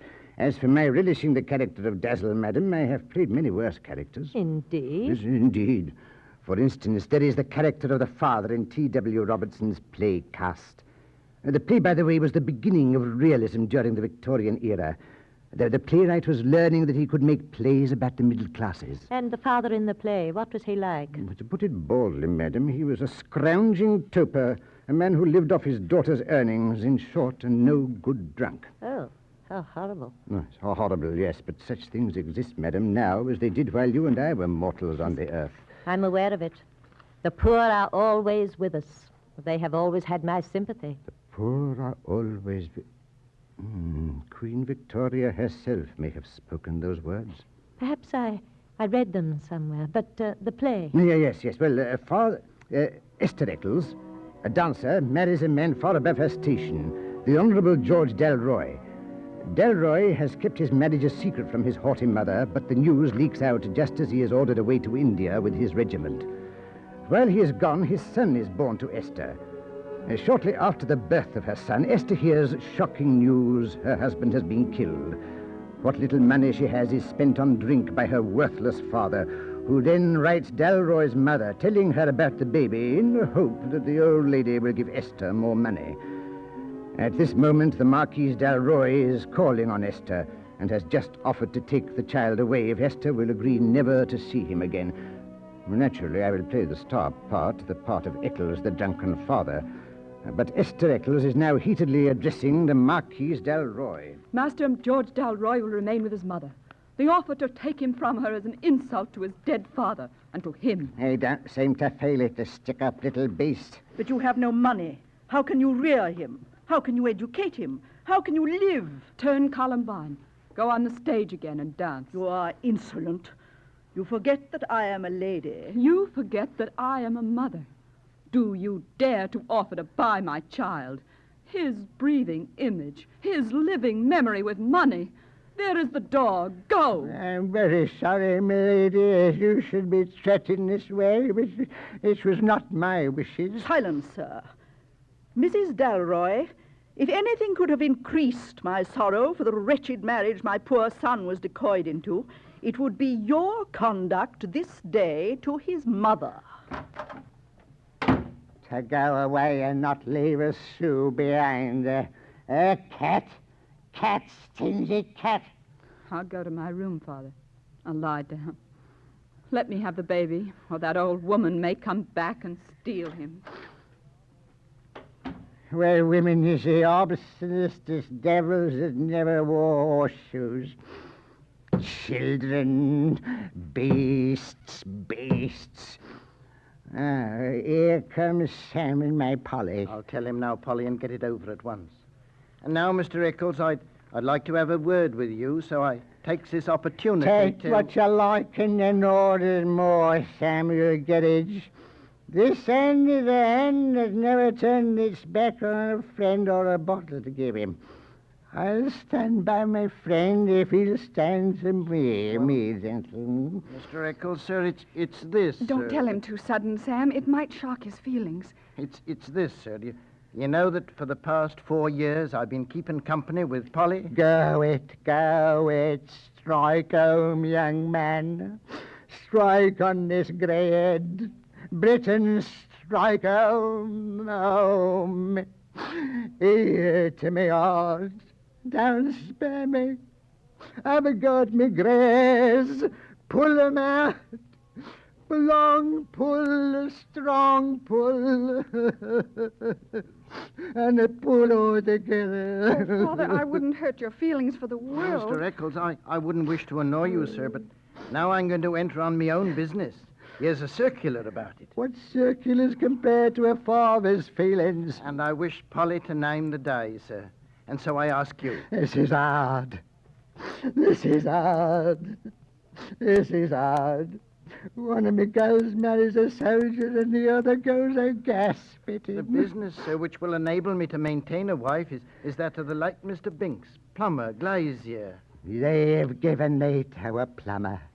They have broke every vow. They've given it to a plumber.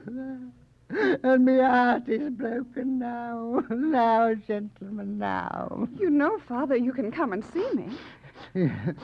So I can, and that's a comfort. And you can see me. That's a comfort. I come and see you often, every day, and crack a Formerly bottle and shed a friendly tear. Do, Father, do. Yes, Mr. Eccles, do. Yes, if you want to. Well, Why, I will. And this it is to be a father. I'd part with any of me children for their own good readily, if I was paid for it. For I know that the angels is whispering to me, gentlemen. I'll make Polly a good husband, son.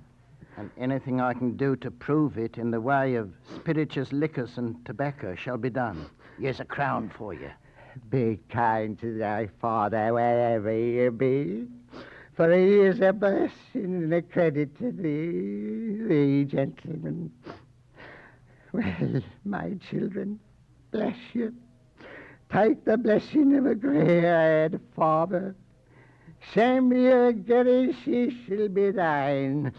You shall be her husband. Look, a friend is waiting for me outside, which I want to have a word with. And may you never know how much more sharper than a serpent's tooth it is to have a marriageable daughter.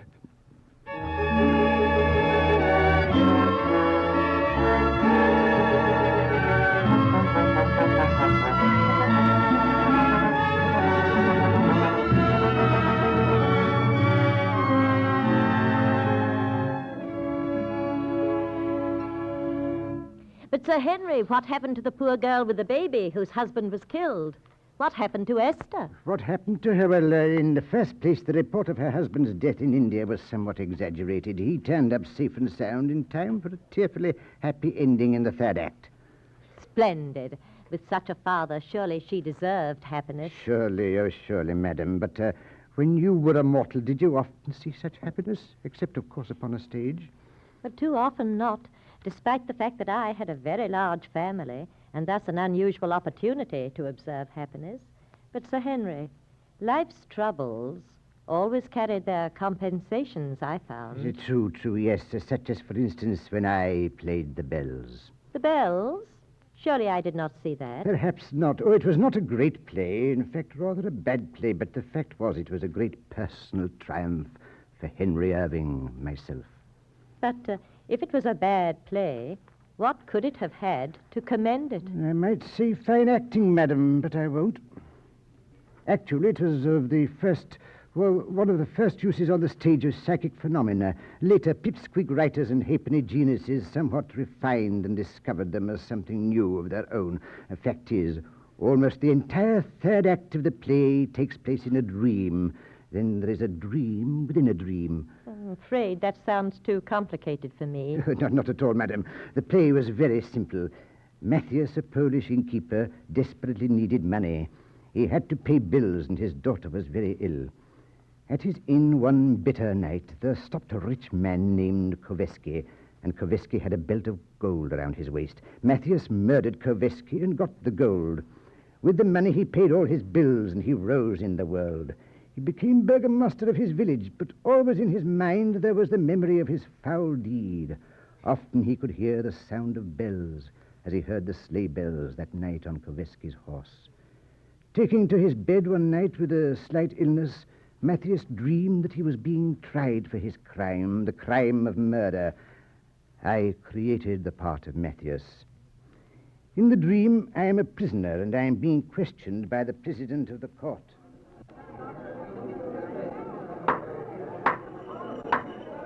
Prisoner Matthias, do you persist in your denial? Yes. There is nothing proved against me. It is a gross injustice to keep an honest man in prison. You persist. Very well. We decree that you shall be examined by the mesmerist. Officer, summon the mesmerist. I oppose it. I oppose it. I hear those bells only in my dreams. Dreams mean nothing. Summon the mesmerist. Your Honors, I am the mesmerist. Who can believe in the follies of the mesmerist? They merely perform the tricks of conjurers. Mesmerist, You can send this man Matthias to sleep? I can. I will not be made the subject of this fakir's experiments. I command it. Sleep, Matthias. Sleep. Sleep. No. No. Methinks your resistance betrays you. I have no fear. Sleep, Matthias. Courage. If I sleep, I am lost. Calmly sleep. Sleep. No. No, I will not sleep. I will not. No.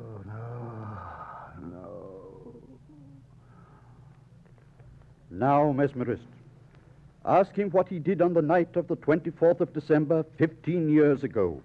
Matthias, I command you. You are at the night of the 24th of December, 1818. I command you. Speak. It is 11:30. The people are leaving my inn. Finally, I'm alone with Koveski, who warms himself at the stove. Outside, everything sleeps.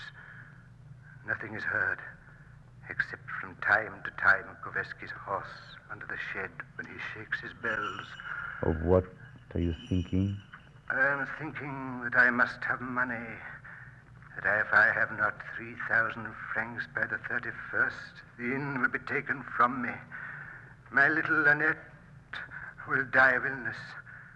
I'm thinking that no one is stirring this late at night, and that Koveski will follow the high road alone.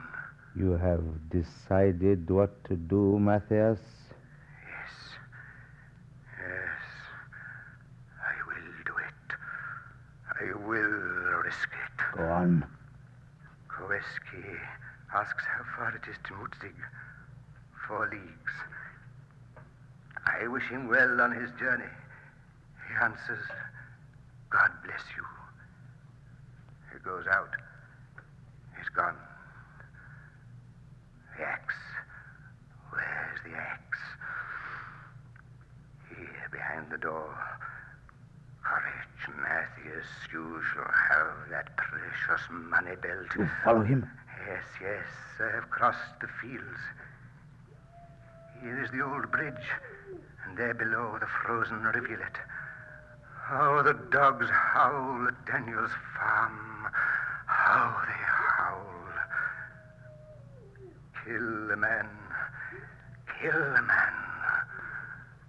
You will not do that, Matthias. But you will be rich. Your wife and child will no longer hunger. What dreadful silence. Perhaps Koveski has already passed. Thank heaven. Oh, what is that? Wait. The bells. The bells. He comes. He will be rich. Rich. He will be rich. Rich. Matthias, rich. He comes. Ah, Koveski, I have you now. I have you now. Koveski, you take the axe.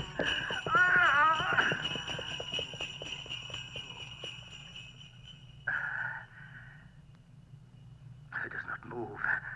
The horse has fled with the sledge. Quick. The purse. I have it. It's full of gold, full of gold, quite full of gold. Quick, Matthias, quick, carry him away to the lime kiln. The fires of the lime kiln, no one will ever know.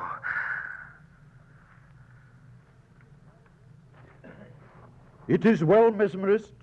It is all written down. You may awake him. Matthias, awake. I command you.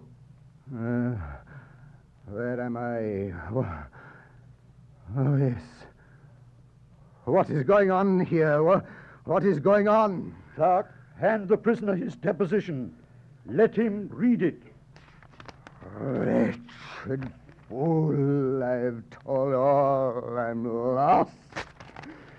It's false. I tear up these lies. They are your own words, Matthias. False lies. I tell you, lies, lies.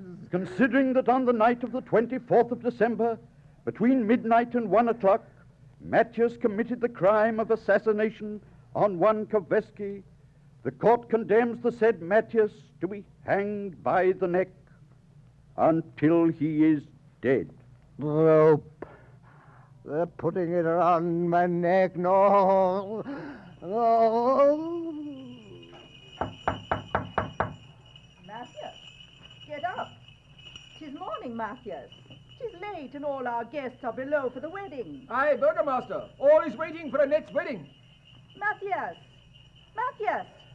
'Tis me, Catherine, your wife. Why, he doesn't answer. He was ill last night. You suppose... Open the door, Christian. Open it, I say. Matthias!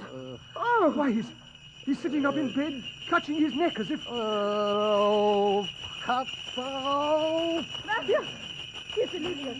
I know he's screaming, let know. Oh, take the rope from... Oh, my husband, Matthias, is dead!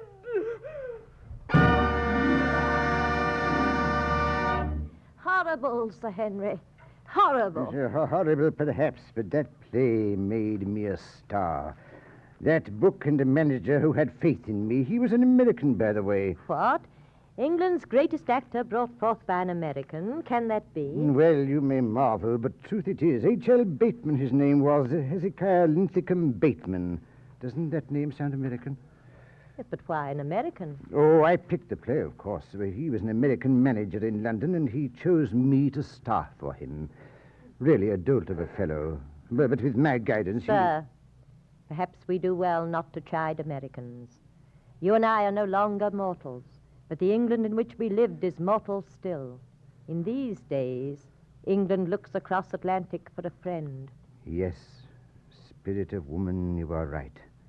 I should not have spoken so. Perhaps Englishmen have always been too ready with ridicule for the unfamiliar. No, there I do not agree with you, for Englishmen have always had the ability first to criticize themselves and their institutions, to make fun of their failings. I'm afraid I don't quite follow. I am an actor, so I look for examples in all things to the theater.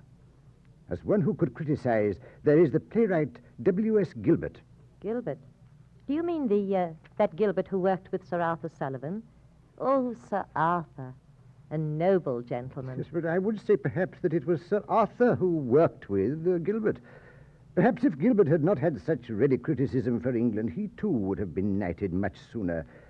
Then there is Kipling. Perhaps but for one line he wrote, Kipling might also have accepted knighthood. Ah, the good Queen Victoria knew how to punish as well as reward. You think so? I think so. Only I and the whole empire back in the days when all of us were mortal. Didn't you think so? Oh, perhaps. But what is there about this fellow Gilbert that you so admire? His work, his ability to criticize. For example, in his play Pygmalion and Galatea, he laughs at England's smug morality, at the complacency of any civilization. Do you know the play? Only the legend, I'm afraid. Well, here is a scene in the play. Pygmalion's statue of Galatea has just come to life. Galatea is learning about herself and about other mortals. Of course, I shall play Pygmalion, but Galatea speaks. Then I am beautiful. Indeed, thou art. I wish that I could look upon myself, but that's impossible. Not so, indeed. This mirror will reflect thy face. Here it is. Look, behold. How beautiful I am. Oh, believe me, love, I could look in this mirror all day long. So, I'm a woman. There is no doubt of that. Oh, happy maid to be so passing fair. Hush, Galatea. In thine innocence thou sayest things that others would reprove. Indeed, Pygmalion, then it is wrong to think that one is exquisitely fair. Well, Galatea, it's a sentiment that every other woman shares with thee. They think it, but they keep it to themselves. And is thy wife as beautiful as I? No, Galatea. For informing thee, I took her features, lovely in themselves, and in the marble made them lovelier still. Oh, then I'm not original. Well, no. Not exactly, no. Well, I'm very glad that I'm lovelier than she. And am I better? That I do not know. Then she has faults? Very few indeed. I love her all the better for her faults. Well, tell me some of her faults. I'll commit them. Faults will come to you quickly enough. Though for that matter, it's a grievous matter to sit together as we are doing now. Is sin so pleasant? If to sit and talk as we are sitting be indeed a sin, why, I could sin all day. Pygmalion, I like thy wife. And why? Why, our tastes agree. We love Pygmalion well. And what is more, Pygmalion loves us both. I like thy wife. I'm sure that we'll agree. I doubt it very much. How pleased she'll be to know when she returns that there was someone here to fill her place. Yes, I'd say she'd be extremely pleased. Oh, Pygmalion, is it possible? Your voice says one thing when you seem to mean another. A few moments ago, Galatea, you were stone. You have a lot to learn. My wife will not be pleased. There, that's the truth. Well, I do not think that I shall like thy wife after all. But tell me more. When last she left thee, what did she say? Well, let me see. She feared I should be lonely till she came. She counseled me if thoughts of love should come, to speak those thoughts to thee, as I am wont to speak to her. Yes, yes. But when she spoke, Galatea, thou wast a stone. Now thou art flesh and blood. Even thou can see that the difference is worth a passing mention. It's a strange world.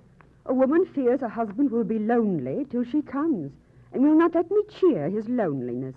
She bids him breathe his love to senseless stone, and when that stone is brought to life, be dumb. It's a strange world. Let me be brave and put an end to this. Come, Galatea, till my wife returns, my sister shall provide thee with a home. Her house is close at hand. Oh, send me not hence, Pygmalion. Let me stay. It may not be, Galatea. But when my wife returns, she'll let me stay with thee. I do not know. Why should I hide the truth from her? Alas, I may not see thee then. Pygmalion, what fearful words are these? The bitter truth. I may not love thee. I must send thee hence. Oh, recall those words, Pygmalion, my love. See, I am thy work. Thou hast created me. The gods have sent me to thee. I am thine, thine only, and unalterably thine. This is the thought with which my soul is charged. Thou tellest me of one who claims thy love, that thou hast love for her alone. Alas, I do not know these things. I only know that heaven has sent me here to be with thee. Thou tellest me of duty to thy wife, of vows that thou wilt love but her. Alas, I do not know these things.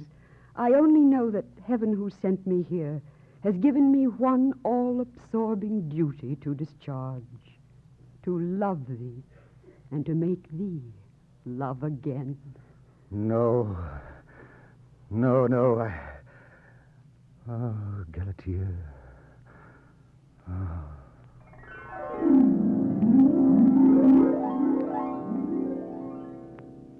Brazen hussy. I am indeed glad you did not show me more, Sir Henry. I'm afraid one of Gilbert's faults was his inability to write romantically about women. He wrote with realism, the result being that he never created a serious female character that any other woman could abide. That is sheer frippery, trash.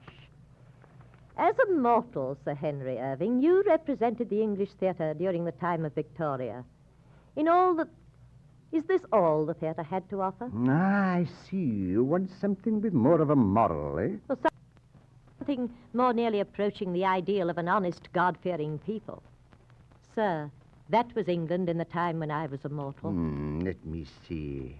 Yes, perhaps I have it. Then again, perhaps not. Well? Michael and His Lost Angel by Henry Arthur Jones. In that play, the hero was a man of God. I'll play the hero. And would I approve its sentiments? You may judge that for yourself, madam. Briefly, the play concerns Michael, a minister, and his fight against temptation.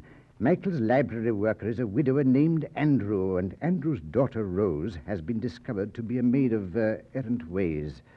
Must we hear all about her? I'm afraid so. She's necessary to the plot, as it were. Well, Michael decrees that Rose can only be saved by a public confession, which will mean humiliation for Rose.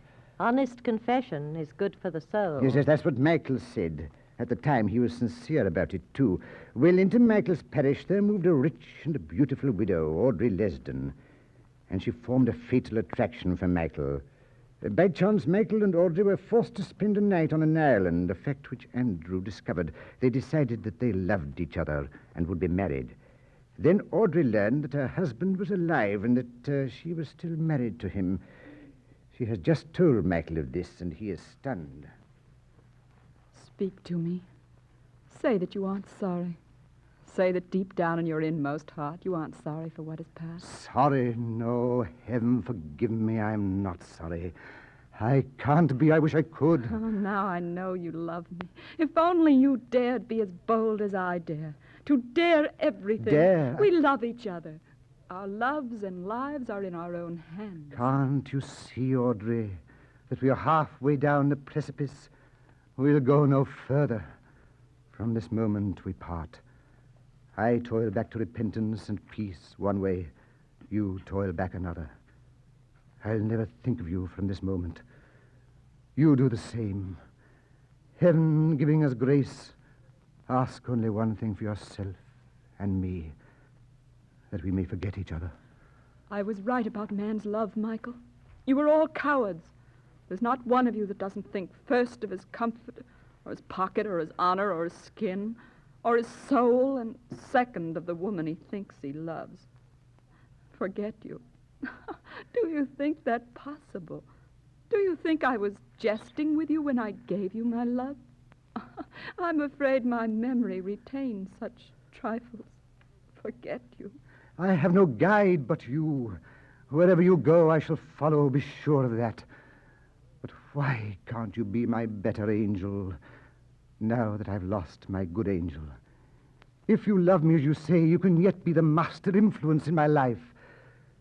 You can yet save yourself through me and me through you. Won't you make our love a monument for good? Dearest of all, I am at your feet.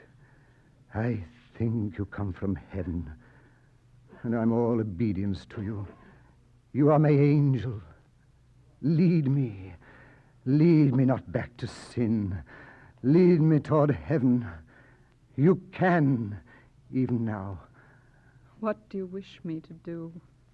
Go back to your duty and repentance. Have strength, dearest. These are not idle words.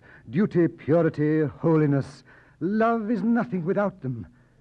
Have courage to tread the hard road. Now leave me. If I leave you now, shall we meet one day hereafter?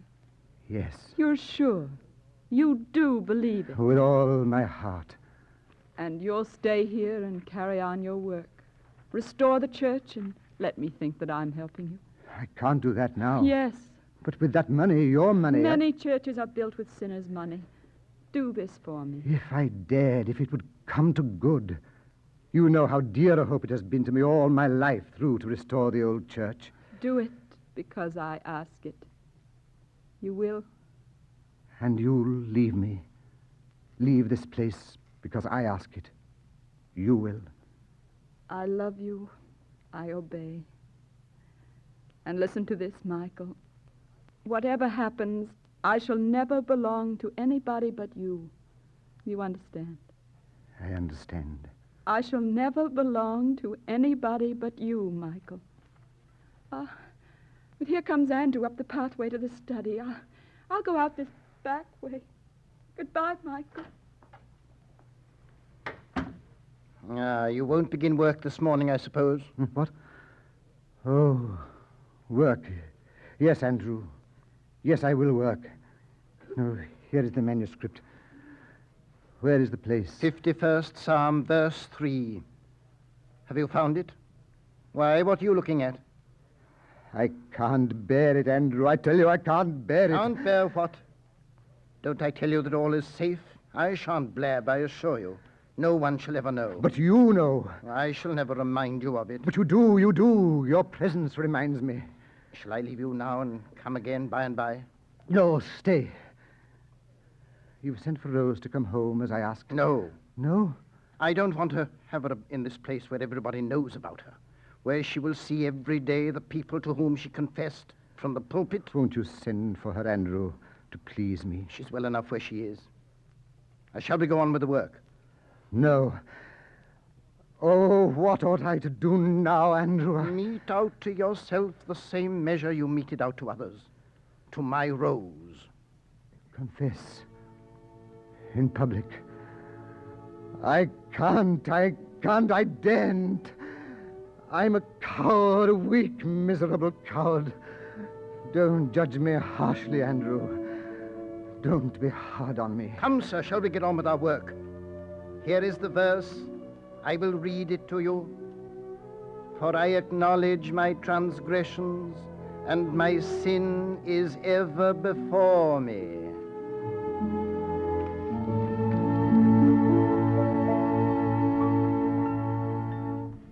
If I am a judge of English character, Michael confessed. You are, madam, and he did.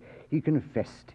He gave up his church, and at the end there was only the only moral comfort to be enjoyed in any impure love, the death of one of the lovers.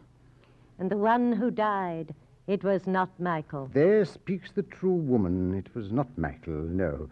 But society's so-called debt was paid. So-called debt? Then you think the debt unjust? Perhaps I think many debts of society unjust, but I am a mortal no longer. I can afford to think that way.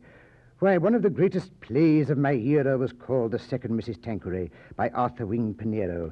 Its whole thesis was the effort to prove that a woman with a past must pay severely for that past, no matter what her course of life, after she recognized her errors. And you do not agree with that? It was an accepted fact during my life as a mortal. Oh, likewise mine. And as a mortal, I acted in agreement with many things about which I am now not so sure. I was egotistical. They say I murdered the King's English. Sure, even went so far as to disagree with my acting. But, madam, I conformed. I addressed colleges and universities on the high place of the drama. My companies always made money, and so I was knighted. Yes, I conformed. And now that I am no longer a mortal, I am glad that I conformed. I was buried in Westminster Abbey because I conformed. That is one of England's greatest honors, you know. Yes, I know. You see, I conformed too. And I also might have been buried in Westminster Abbey. What's that? You, a woman, buried in the Abbey? Yes, Sir Henry. But, madam, who are you? As a mortal, who were you? I was... But perhaps you would understand better if I gave you an example, such as you have given me of the theatre of our time. But you were not of the theatre. I would know you. Of the theatre, no. But plays have been written about me, about my life. Perhaps the best-known scene, one of the best-known certainly, takes place in Kensington. The time is 5 o'clock in the morning of June the 20th, 1837. An 18-year-old girl has been wakened out of a sound sleep by a caller of great importance. That 18-year-old girl was myself. Yes, my dear. The Archbishop and Lord Cunningham have gone. Oh, Mamma. Now you must go back to sleep and rest. Sleep? I couldn't think of it. I'm so excited. I know, dear. That's why you must go back to sleep. Excitement is not good for you. And only rest will soothe you. Really, Mamma, I couldn't think of sleeping. Oh, Fräulein Lesen, must I go back to bed? Your dear Mamma says so. But perhaps I can persuade her. If you please, your ladyship, she is so upset by this news. I'm sure she could never go to sleep. It would be good for her. And she may no longer think of herself alone. Oh, but Mamma, I never have, and so often I have wanted to, so badly. You have been brought up for your own best interest, my dear. But now, dear Mamma, things are different. I hope you will grant me the first request that I make of you. Why? What is it? I want a room of my own, and I want to be by myself for an hour. Your Majesty, Queen Victoria. Arise, Sir Henry Irving, for now you and I are equals. in an equal sphere. But you are Victoria, the Queen. And now no longer a mortal, but a spirit like yourself. A spirit, ma'am, yes. But if the spirit world respects rank, I pay you my respect with all my heart. Listen, Sir Henry, listen. It's the air raid warning, the alert. Yes, for England, the alert. You and I, Sir Henry, each in our time has been a part of England. We are not dead. Our spirits are alert. The spirit of Victoria the Queen, of Sir Henry Irving the actor, the spirit of Alfie the porter here at Drury Lane. Yes, and the spirit of countless millions who in their time have been a part of England. No, Sir Henry, we are not dead.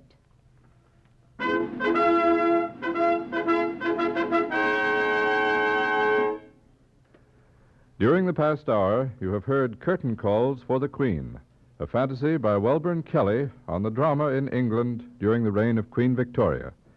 Included in our cast were Queen Victoria Estelle Winwood, Sir Henry Irving Alfred Shirley, the porters Stanley Harrison and Philip Tong, and the players were Kay Strozzi, Jean Muir, Marjorie Maud, George Coulouris, Barry Jones, J.P. Wilson, and Elizabeth Reller. Next Sunday's drama presentation at this time will be the American play The Climbers, written by Clyde Fitch in 1905.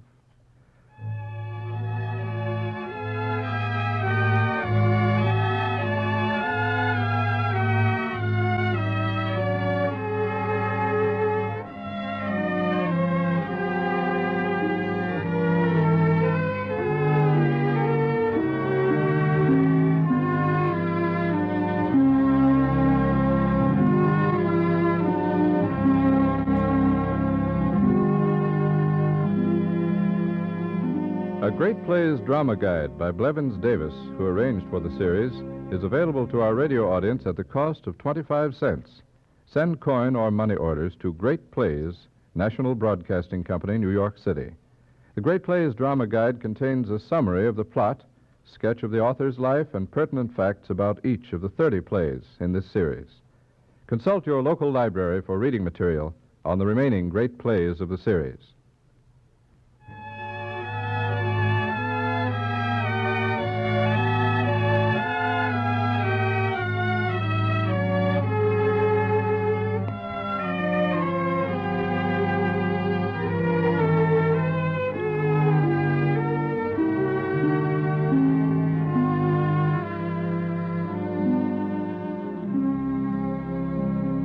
This program has been presented as a public service by the National Broadcasting Company and the independent radio stations associated with the NBC networks. It came to you from the RCA building, Radio City, New York. Great Plays.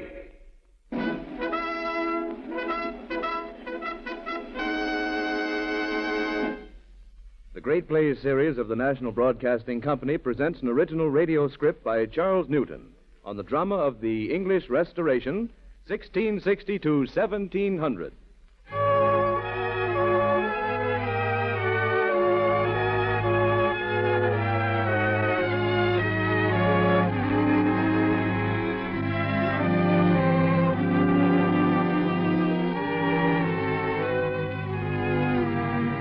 The Restoration drama, more than that of any other era perhaps, forms a vividly descriptive document of its own age. It was an age of laughter, the Restoration, dominated by beauty and wit, distinguished by a total lack of restraint in word and deed. For almost 20 years prior to 1660, England had been torn with bitter, intractable strife. Cavalier and Roundhead, Puritan and Church, Parliament and Army had fought each other with words and arms till the nation bled from 1,000 wounds. King Charles I had mounted a scaffold. Oliver Cromwell had ruled as military dictator until all the people of the realm, sick with civil war and longing that peace and freedom might return once again, called with a resounding insistence for the restoration of their lawful Stuart king and their old way of life.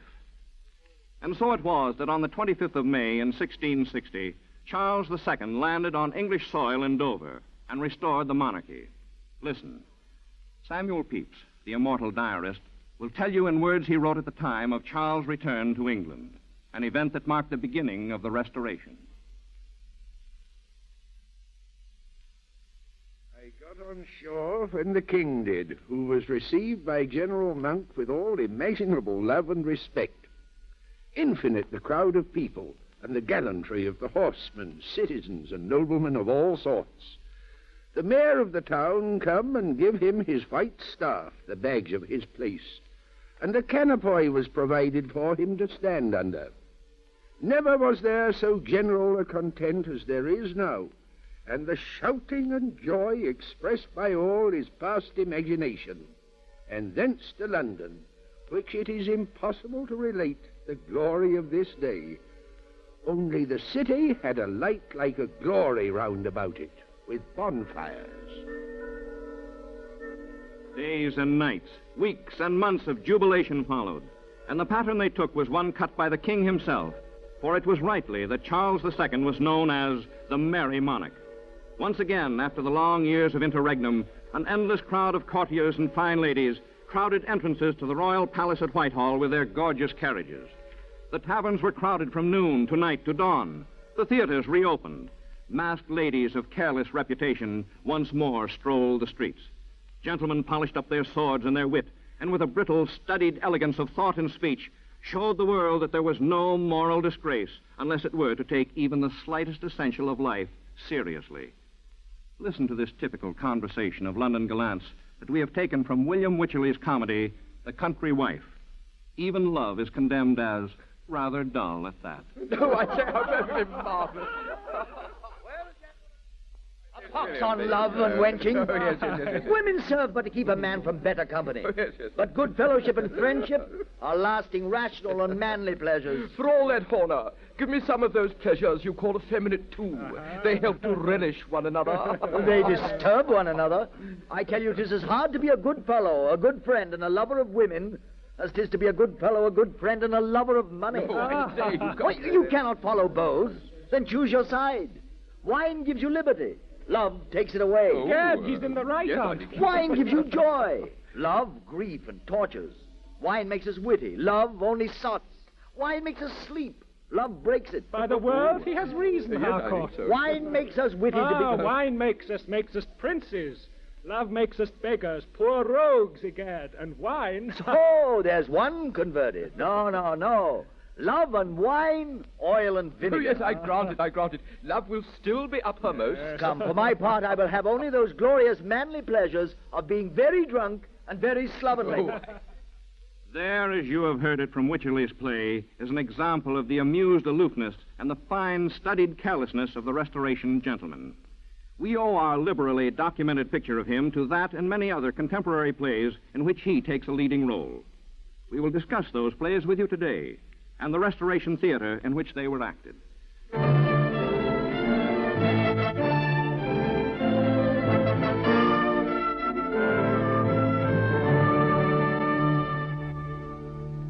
Charles II returned to England with a keen appreciation developed during his exile abroad of literature and the drama. The theater, in fact, became with him a particular hobby, and he was its most lavish patron. He had his favorites among its actors, his loves among the actresses. He set fashions for verse, commissioned writers to write comedies, and on occasion loaned out his own coronation robes to be worn by the actors in certain plays requiring great elegance of production. Besides his own private playhouse at the Palace in Whitehall, Charles patronized the Theatre Royal, while London's other playhouse, the Duke's Theatre, was patronized by his brother. To these two theatres, the only two in London throughout the Restoration, all the courtiers and gallants, the gentlewomen and the masked ladies of careless reputation flocked in attendance. And although they were most certainly unaware of it at the time, those men and women were spectators at what we might call the first productions of the modern theater.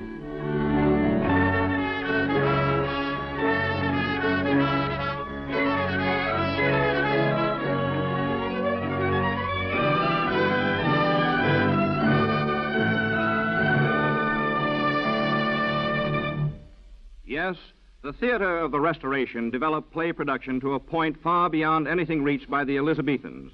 For example, In the early decades of the 17th century, the parts of heroines from Rosalind to Cleopatra had been performed by boy actors. But the Restoration Theater's feminine roles were played for the first time by actresses. Indeed, sir. We did beautifully, too. Eh? What's that?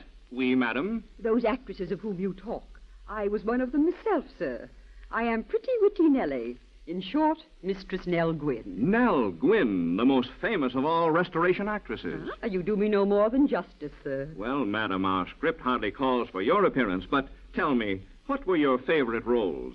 There might be some we will act out later on our program. Oh, sir, I did so many. Parts of beautiful, witty heroines, you know. And prologues. I spoke our dramatists' racy prologues. Very prettily, they say. I could guess. Then you were an actress who was rightly appreciated in your own time. Rather, even by King Charles. Certainly you know that story, sir. Yes. Well, it's true. Are these ladies and gentlemen with you friends of yours, Mistress Gwynn? All of them, sir, and each one a famous player of our day. May I introduce Mr. Betterton? How do you do, sir? Mr. Betterton. History esteems you the greatest actor of the Restoration. I compliment history for its accuracy, sir. And this is Mr. Sanford. I don't believe I quite know of you, Mr. Sanford. I, sir, was an excellent actor in disagreeable characters. Oh, what we call a heavy. Only once was I cast in a play as an honest man. The audience waited impatiently for me to throw off my disguise of virtue and turn villain. Well, sir, when I didn't, they were so enraged that the play had to close down. Well, I'm sorry, ladies and gentlemen, that we'll have to cut short this interview, but we have our regular program to get on with. Thank you all very much. Thank you, sir. Thank you, sir. A second development of the Restoration that heralded the modern theater was the stage itself. The Elizabethans had used a platform stage. After 1660, on the other hand, something very much like our modern picture frame stage was employed. And on that stage, still another great development appeared, that of ingenious and complicated scene representations and special effects achieved with properties. For example, we will let you hear the playwright Shadwell read stage directions for the first scene of his play, The Tempest. Before us, ladies and gentlemen, we see a tempestuous sea in perpetual agitation, accompanied by many dreadful objects to it, has several spirits in horrid shapes flying down amongst the sailors, then rising and crossing in the air. And when the ship is sinking, the whole house is darkened, and a shower of fire falls upon them. This is accompanied with lightning and several claps of thunder to the end of the storm. That, we may say, is stagecraft with a vengeance. Besides actresses, a revamped stage, scene shifting, and special effects, many of the Restoration plays also made use of a liberal amount of orchestral accompaniment, songs, and choruses, so that, in effect, the beginnings of light opera may also be ascribed to this period. Before proceeding to a treatment of the Restoration plays themselves, we should tell you just a word or two about the Restoration audience. It was, to say the least, a distracting one, both for the players and for any stray citizen who might have come to the theater for the actual purpose of listening to a play. You see, most of the audience came simply to pass the time of day fashionably. In the theater, they met their friends and talked with them while the performance went on. Some initiated flirtations, others developed them. The gallants wandered about the pit, picking their teeth, combing their wigs, chatting, and sometimes engaging in sword fights that developed into general brawls. It was just such a quarrel and ensuing riot in 1679 that even necessitated a temporary prohibition of all acting.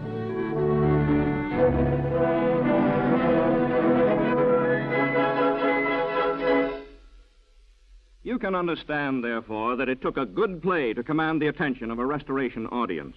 A good play and a novel one.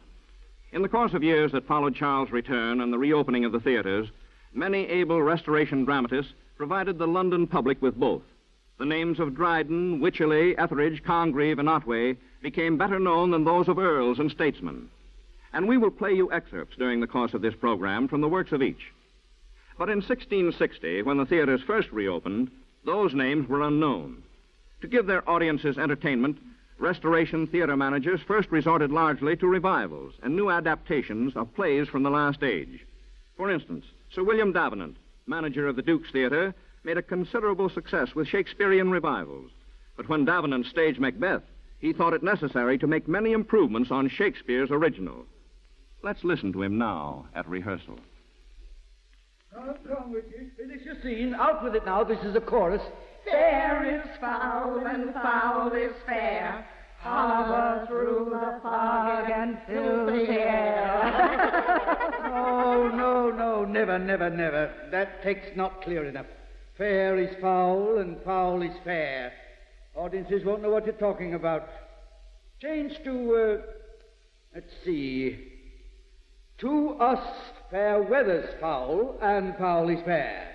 Come, hover through the foggy, filthy air. Have you got that? Yes. Fine, again now.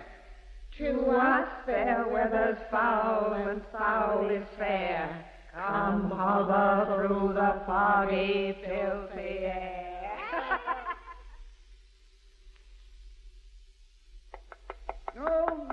No. Remember, Macbeth, you just murdered the old king. You've got blood on your hands, his blood, and the crime begins to haunt your conscience. Oh, again, please. Will all great Neptune's ocean wash this blood clean from my hand? No, this my hand will rather the multitudinous seas incarnadine, making the green one red. May I have the next to the last line once more, please? The multitudinous seas incarnadine. The multitudinous seas incarnadine. It would seem forcibly brought to my notice again that our poets of the last age preferred sound to reason. Shakespeare. Tell me, sir, does that line scan? Does it even make sense? Now, you take a line change there and make that read, no. They would sooner add a tincture to the sea and turn the green into a red.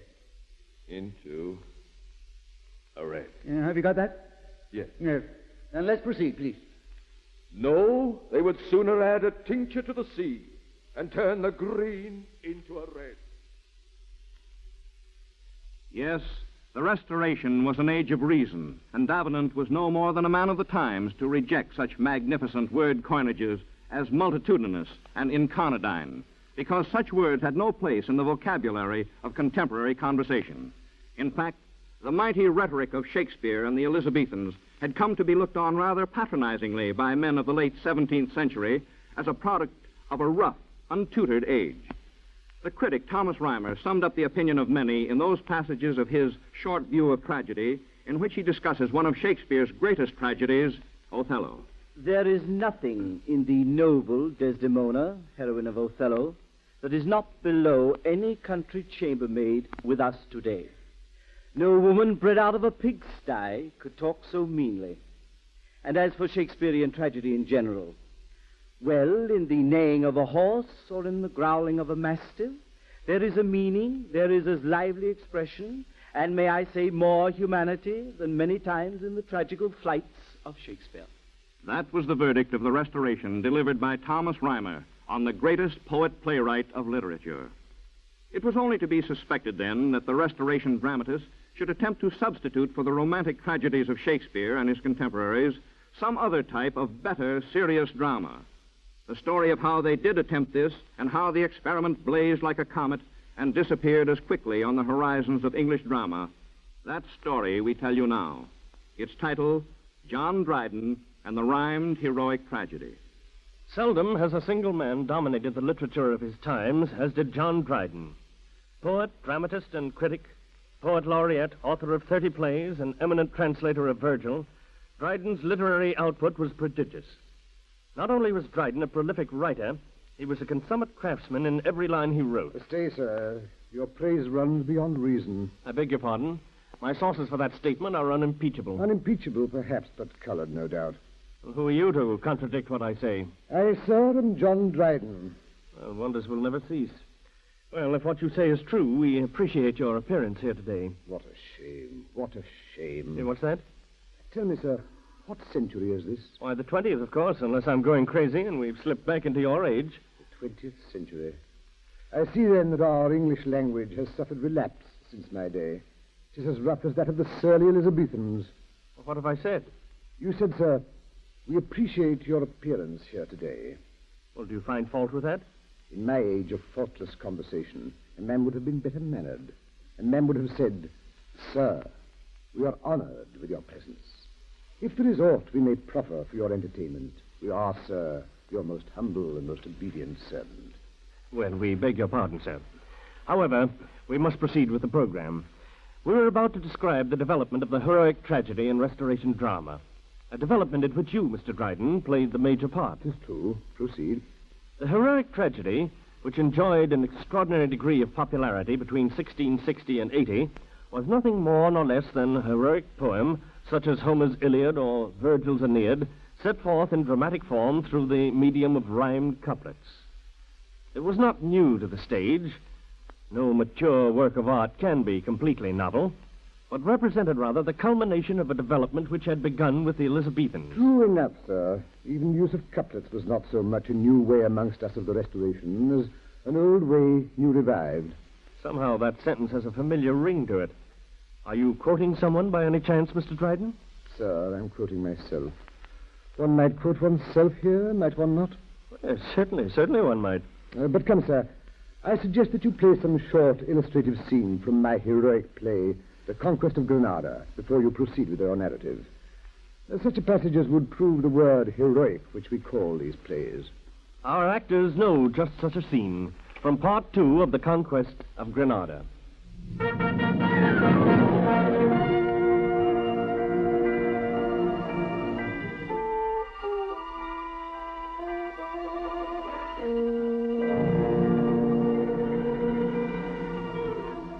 Almanzor, hero of our drama, has just been confronted with a strange ghost whose identity is unknown to him. Pursue no further your love for Almahai, or it can lead you only to catastrophe. The ghost disappears, and Almanzor is left alone in a dark courtyard of the palace. This threat from the supernatural has shaken him. For the moment, he knows not what to do. Oh, heaven, how dark are riddles thy decree, which bounds our wills, yet seems to leave them free. Since thy foreknowledge cannot be in vain, our choice must be what thou didst first ordain. Thus, like a captive in an isle confined, man walks at large, a prisoner of the mind. Let fate be fate. The lover and the brave are ranked at least above the vulgar slave. Love makes me willing to my death to run, and courage scorns the death it cannot shun. My light will sure discover those who talk. Who dares to interrupt my private walk? He who dares love, and for that love must die, and knowing this, dares yet love on, am I. Yes, sir, is the hero Almanzor. There indeed were sentiments of love and valor. I'm puzzled, though, Mr. Dryden, that you should have introduced a ghost into the play just before that scene. I know for a fact that in your time, audiences were highly skeptical of the existence of ghosts. If any man object to the improbabilities of a spirit appearing, I boldly answer him that an heroic poet is not tied to a bare representation of what is true or exceeding probable, but that he may let himself loose to visionary objects, and to the representation of such things as may give him a freer scope for imagination. Still quoting Mr. Dryden? Every word. That was from my essay of heroic plays, 1670. There is one other scene from The Conquest of Granada that we have planned to play. That from the last act of Part 1. This indeed, ladies and gentlemen, will show you to what preposterous lengths the Restoration heroic concept of love and valor could go. Sir... I'm sorry, Mr. Dryden, but that's the way my script reads. We hadn't anticipated your presence here, you know. No, proceed. The hero, Almanzor, fighting as a general for the Moorish king of Granada, has just defeated the Spaniards and saved the day. The battle done, Almanzor goes pridefully to the royal palace, where Boabdilin, the Moorish king, has summoned him. To Almanzor, before the entire court assembled there, King Boabdilin offers high reward for his great deeds. Hail! Hail! Hail! Give wing to your desires and let them fly. Secure they cannot mount a pitch too high. So bless me, Allah, both in peace and war, as I accord whate'er your wishes are. Emboldened by the promise of a prince, I ask you for this lady, Almahide. You ask the only thing I cannot grant. But as a stranger you are ignorant of what by public fame my subjects know. She is my mistress. And my daughter, too. Believe me, old man, that I her father knew. What else would make Almanzor kneel to you? No doubt, sir, but your right to her was known. For had you had no claim but love alone, I could produce a better of my own. Almanzor, you forget my last request. Your words have too much haughtiness expressed. Is this the humble way you were to move? I was too far transported by my love, forgive me. For I had not learned to sue to anything before but heaven and you. Sir, at your feet I make it my request. Though without boasting I deserve her best. For you her love with gaudy title sought, but I her heart with blood and dangers bought. The blood which you have shed in her defense shall have in time a fitting recompense. Or if you think your service is delayed, name but your price, and you shall soon be paid. My price? Why, king, you do not think you deal with one who sets his services to sale? Reserve your gifts for those who gifts regard. And no, I think myself above reward. Then sure you are some godhead, and our care must be to come with incense and with prayer. As little as you think yourself obliged, you will be glad to do't when next besieged. But I am pleased there should be nothing due, for what I did was for myself, not you. You with contempt on meaner gifts look down, and aiming at my queen, disdain my crown. That crown restored deserves no recompense, since you would rob the fairest jewel thence. Dare not henceforth ungrateful me to call, for ere I owed you, this has cancelled all. I'll call thee thankless, king, and perjured both. Thou sworest by Allah, and hast broke thy oath. But thou dost well. Thou takest the cheapest way, not to own services thou canst not pay. My patience more than pays thy service past. But now this insolence shall be thy last. Hence from my sight, and take it as a grace thou livest, and art but banished from the place. Where'er I go, there can no exile be. But from Almanzor's sight, I banish thee. I will not now if thou wouldst beg me stay. But I will take my Almahide away. Stay thou with all thy subjects here. But no, we'll leave thy city empty when we go. Guard, hold on! Kill the traitor!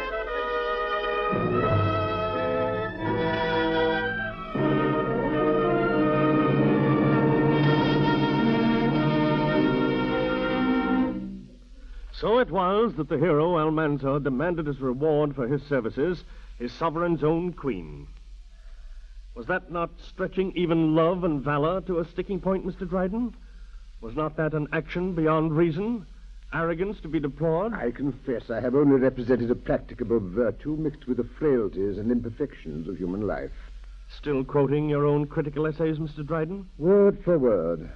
That comes from the prologue to my last heroic play, Aurangzeb, 1675.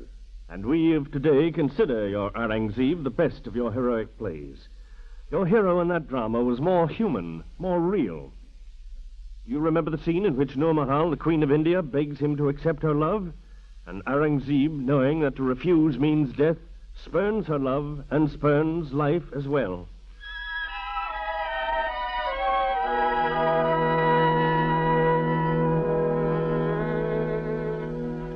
When I consider life, 'tis all a cheat. Yet fooled with hope, men favor the deceit. Trust on, and think tomorrow will repay. Tomorrow's falser than the former day. Lies worse, and while it says we shall be blessed with some new joys, cuts off what we possessed. Strange cousinage. None would live past years again, yet all hope, pleasure in what yet remains.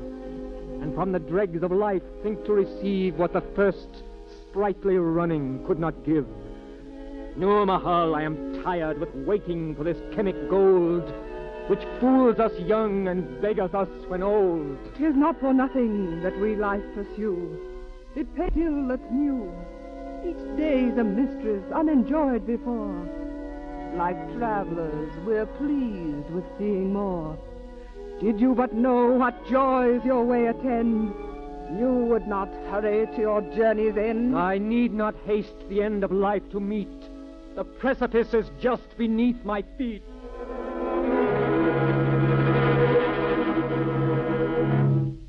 Magnificent. Truly great, those lines I wrote there. Play me something further from Aurangzeb, sir.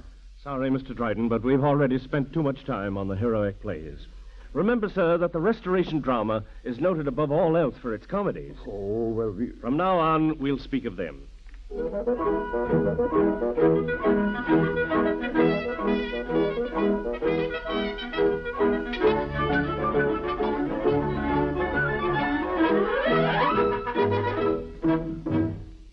Debonair, polished, full of glittering light, careless, sophisticated, bubbling like champagne. Such were the manners of the Restoration, the speech, and the wit. We have a record of them all preserved intact in the comedy of manners plays, especially those masterpieces of William Wycherley, Sir George Etheridge, and William Congreve, each himself a typical Restoration beau and man about town. To hold a mirror to the society of their age, we will play you excerpts from their plays. Let's set the scene for one and all of these comedies. It's London, of course. Where? In one of the taverns, the Bull's Head, the Ram's Head. Or perhaps it's along the Mall, where gentlemen and ladies stroll of an afternoon to criticize each other's clothes or pick up the latest gossip.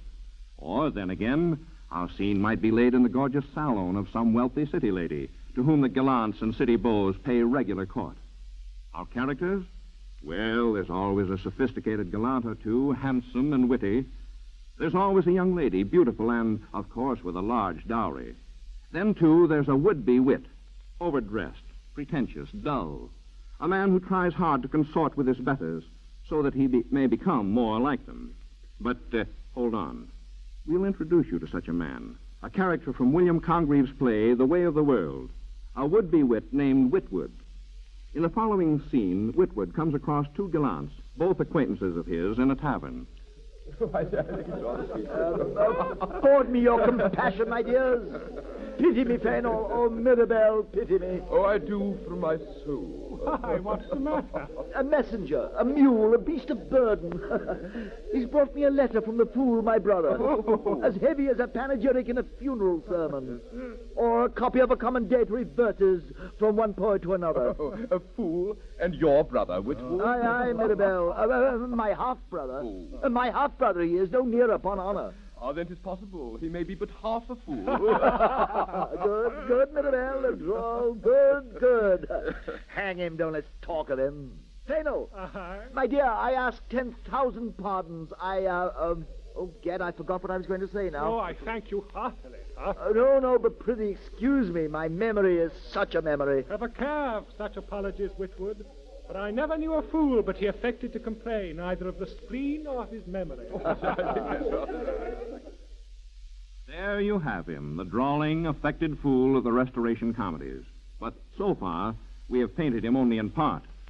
Your Restoration fool not only speaks his part, he dresses it as well. In other words, he's a fop. Sir George Etheridge portrays him to a T in his comedy of 1676, The Man of Mode, or Sir Fopling Flutter. And we could hardly do better than show you Sir Fopling in a scene or two from that play.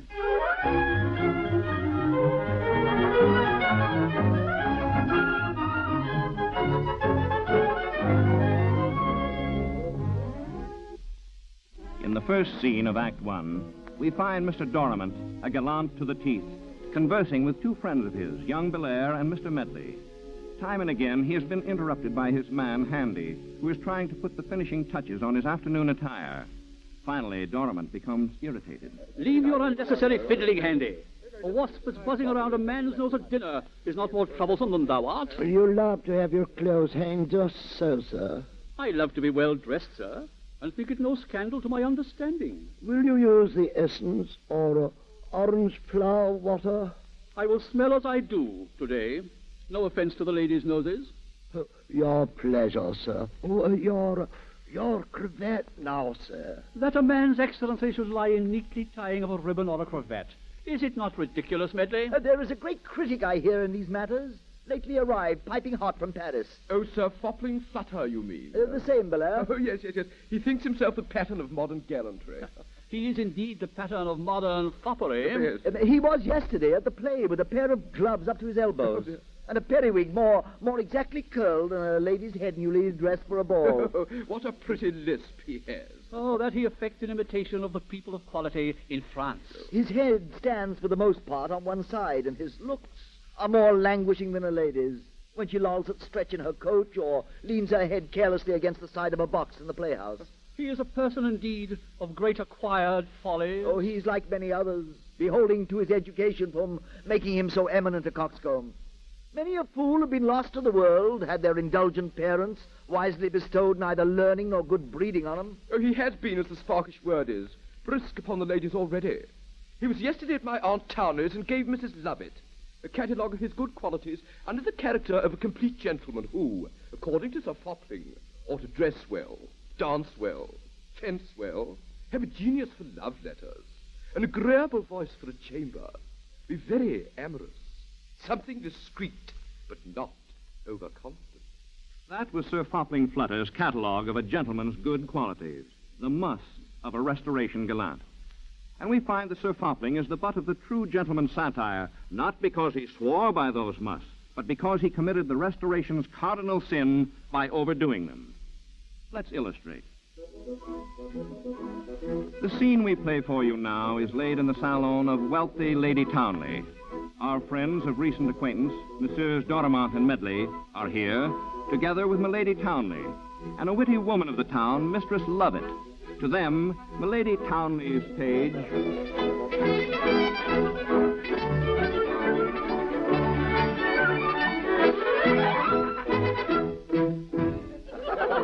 Fopling Flutter, madam, desires to know if you are to be seen. Here's the freshest fool in town, gentlemen and ladies, and one who has not cloyed you yet, I hope. Page. Madam. Desire him to walk up. Do not you snub him, Medley. Soothe him up in his extravagance. He will show the better. Oh, I have a natural indulgence for fools, and need not your caution, Dorimont. The Fopling Flutter.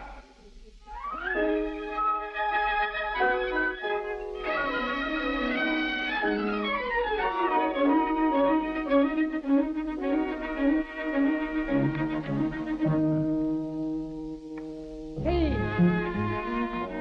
Wait without. Page. Ah, Lady Townley. Madam, I kiss your hand. Mistress Lovett. Ah, lady, your servant. Dorimont, let me embrace thee. Sir Fopling, your Sir servant. Fopling, your visit here pleases us. But tell me, where are your retainers? Anything, madam. Those liverymen reports say you brought back with you from Paris. Oh, my liverymen. Hey, madam, they await without. Hey, champagne. Non. La Rose, la Fleur, la Tour, la Méduse. Signor. Madam, they are easy, behold. Oh, they are indeed the finest, Sir Fopling. Oh, that page. That page is the prettiest dressed. Are they all Frenchmen? Well, there's one damned English blockhead among them. You may know him by his mien, madam. Oh, that's he. What do you call him? Hey, I know not what to call him. What's your name? John Trot, madam. Oh, insufferable. Trot. That's nothing so barbarous as the names of our English servants. What county are you from, sir? Hampshire, sir. Oh, then Hampshire be your name. Hey, Hampshire. Oh, that sound. That sound becomes the mouth of a man of quality.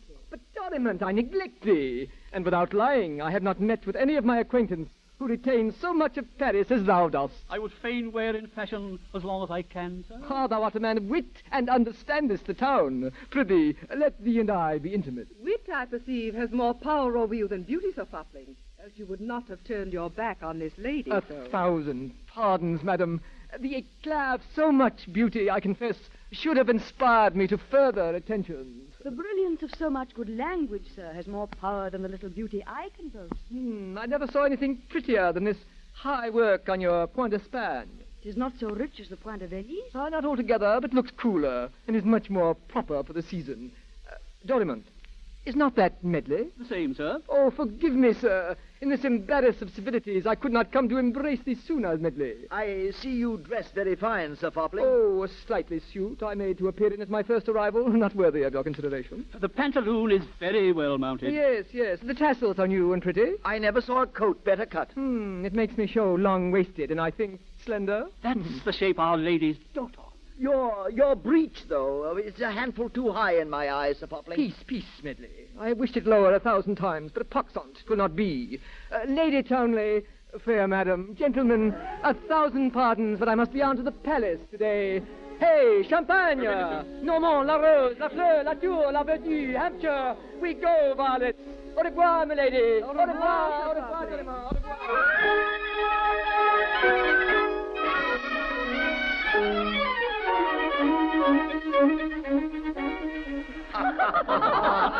A fine metal coxcomb. Brisk and insipid. Pert and dull. However you disguise him, gentlemen, I lay my life he passes for a wit with many. That may very well be. Nature has her cheats, stuns the brain, and puts sophisticate dullness often on the tasteless multitude for true wit and good humor.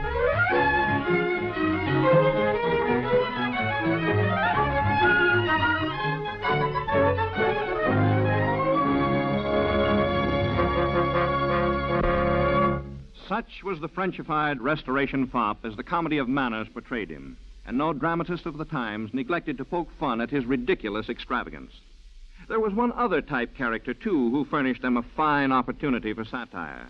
That was the wealthy city widow, well advanced into middle age, kittenish and fluttery by turns, absorbed in the daily task of making herself look younger than she is, and frantic in her attempts to get a new husband. Lady Wishfort of Congreve's Way of the World was such an old try-hard, die-hard. And we introduce her to you now in the drawing room of her house as she awaits the approach of a certain Sir Rowland.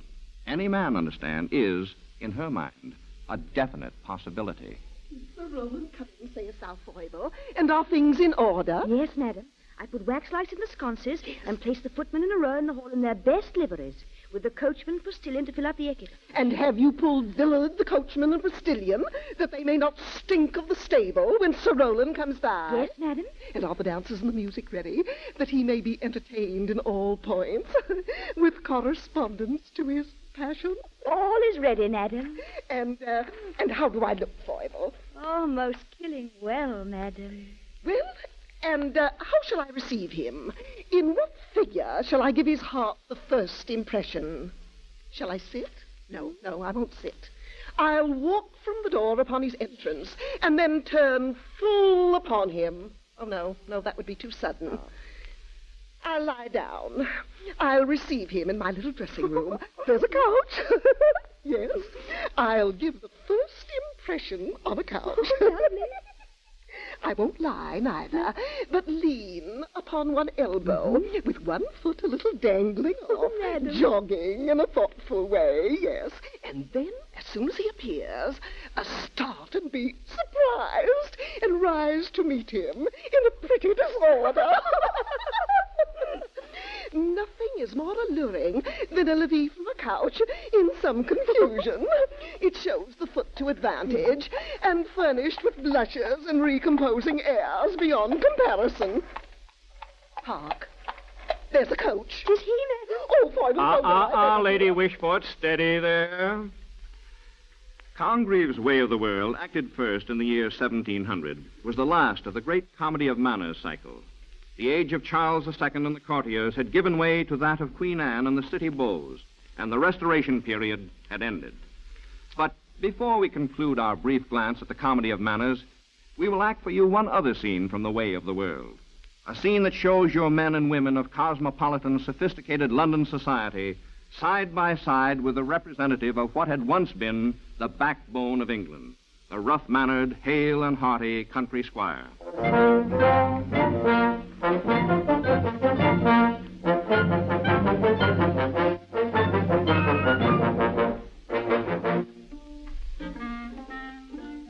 In the luxurious townhouse of Milady Wishfort, whose acquaintance you have just made, our friend, the would-be wit Witwoud, and a certain vivacious Mistress Marwood are awaiting the arrival of Lady Wishfort's nephew, a country squire newly arrived in London. Now, Lady Wishfort's nephew happens also to be the half-brother of Witwoud. His name, Sir Wilful Witwoud. And the first person to catch sight of Sir Wilful is Witwoud. In the name of Bartholomew and his pair, what have we here? Mistress Marwood, too, is rather amused at the country knight's rough and ready appearance. Tis your brother, I fancy, Witwoud. Don't you know him? Not I. I think it is he. I've almost forgot him. I've not seen him since the Revolution. And the footman, ushering Sir Wilful in, explains. Sir, my lady's dressing. Here's company, if you please to walk in the meantime. My lady's dressing? Why, it's but morning here, I warrant, with you in London. We should count it towards afternoon in our parts down in Shropshire. Why then, belike my aunt han't dined yet, eh, friend? Your aunt, sir? My aunt, sir, yes, my aunt, sir. And your lady, sir. Your lady is my aunt, sir. Why, what, dost not know me, friend? Why, then send somebody hither that does. How long hast thou lived with thy lady, fellow, eh? A week, sir. Longer than anybody in the house except my lady's woman. Why, then, belike thou dost not know thy lady, if thou seest her, eh, friend? Why, truly, sir, I cannot safely swear to her face in the morning, before she's dressed. But 'tis like I may give a shrewd guess at her by this time. Well, fellow, go tell her that her nephew, Sir Wilful Witwoud, is in the house. I shall, sir. Hold ye. Hear me, friend. Yes, sir. A word with you in your ear. Yes. Prithee, who is this gallant and that lady? Oh, really, sir, I can't tell. Here come so many here. 'Tis hard to know them all. Moons, this fellow knows less than a starling. I don't think he knows his own name. Save you, gentleman and lady. And you, sir. If I'm not mistaken, you are Sir Wilful Witwoud. Right, lady. I am Sir Wilful Witwoud, so I write myself. No offense to nobody, I hope. A nephew to Lady Wishfort of this mansion. Don't you know this gentleman, sir? Huh? What? Sure, 'tis. Yea, by a lady, but 'tis. Ha! I know not whether 'tis or no. Yea, but 'tis by the reeking brother Antony. What, Tony, of faith? Dost not know me? By a lady, nor I thee. Art so becravatted and so beperiwigged? Heart, why doesn't speak? Art thou overjoyed? Also, brother, is it you? Oh, your servant, brother. Your servant? Why, yours, sir. Your servant again. Ha! And your friend and servant to that. And a flapdragon for your service, sir. And a hare's foot and a hare's scut for your service, sir. And you be so cold and courtly. No offense, I hope, brother. Ha, sir, but there is, and much offense. What pops? Is this your Inns of Court breeding, not to know your friends and your relations, your elders and your betters? Why, brother Wilful of Salop, you may be as short as Shrewsbury cake, if you please. But I tell you, it is not modish to know relations in town. You think you're in the country, where great lubberly brothers slabber and kiss one another when they meet. Oh, 'tis not the fashion here. 'Tis not indeed, dear brother. The fashion's a fool, and you're a fop, dear brother.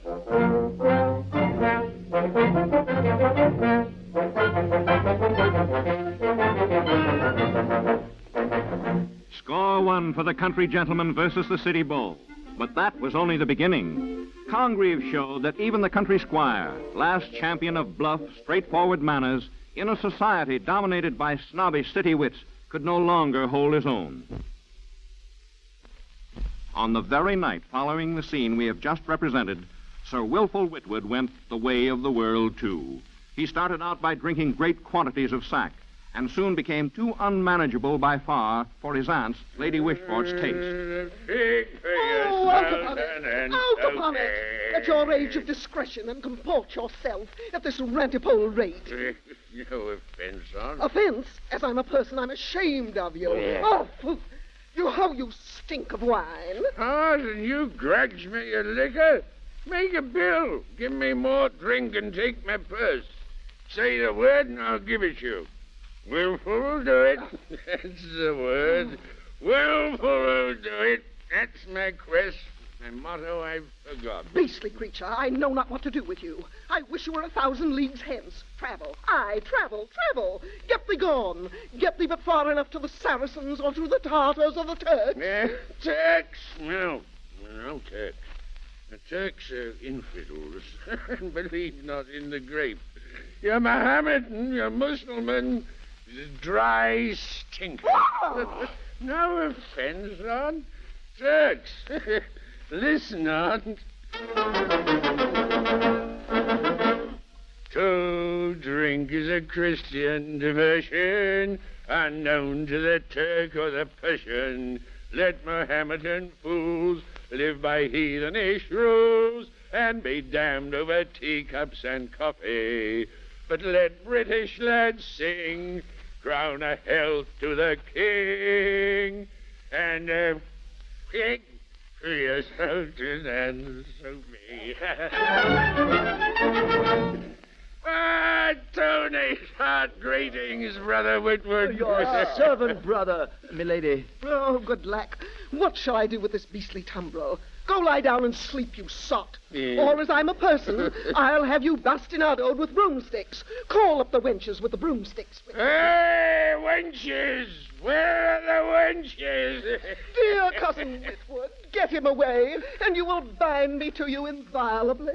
Come, knight. Oh, pox on him, I don't know what to say to him. Phew, he has a breath like a bagpipe. I come.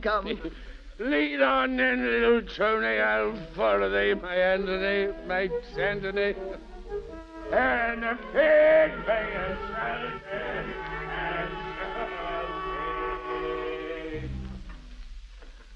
And so Sir Wilful Whitwood staggers off towards a night of entertainment in the town.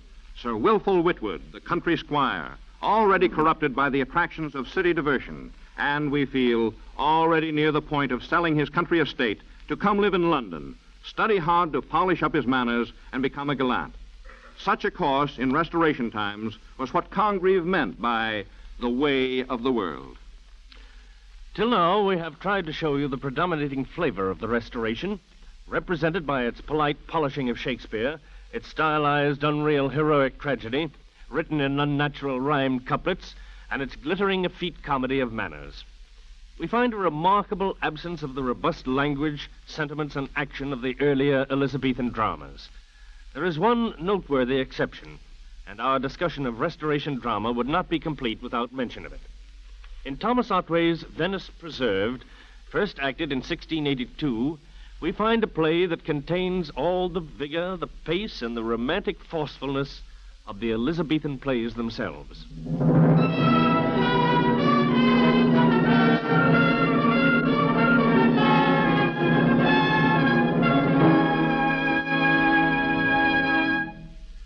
Otway's story of Venice Preserved concerns a Venetian gentleman named Jaffier, a man upon whom every hardship has been visited because of the cruel, unrelenting passion of one man, a Venetian senator, Priuli. Jaffier had married Priuli's daughter, Belvidera, without her father's consent, and Priuli never forgave him. Priuli contrives to bring Jaffier into such disfavor in Venice that he soon was ruined, his fortune gone, and he and Belvidera lose even their home. Brooding upon this state of things, half frantic with worry, Jaffier meets a friend of his, Pierre, in the street. How fares the honest partner of my heart? What melancholy.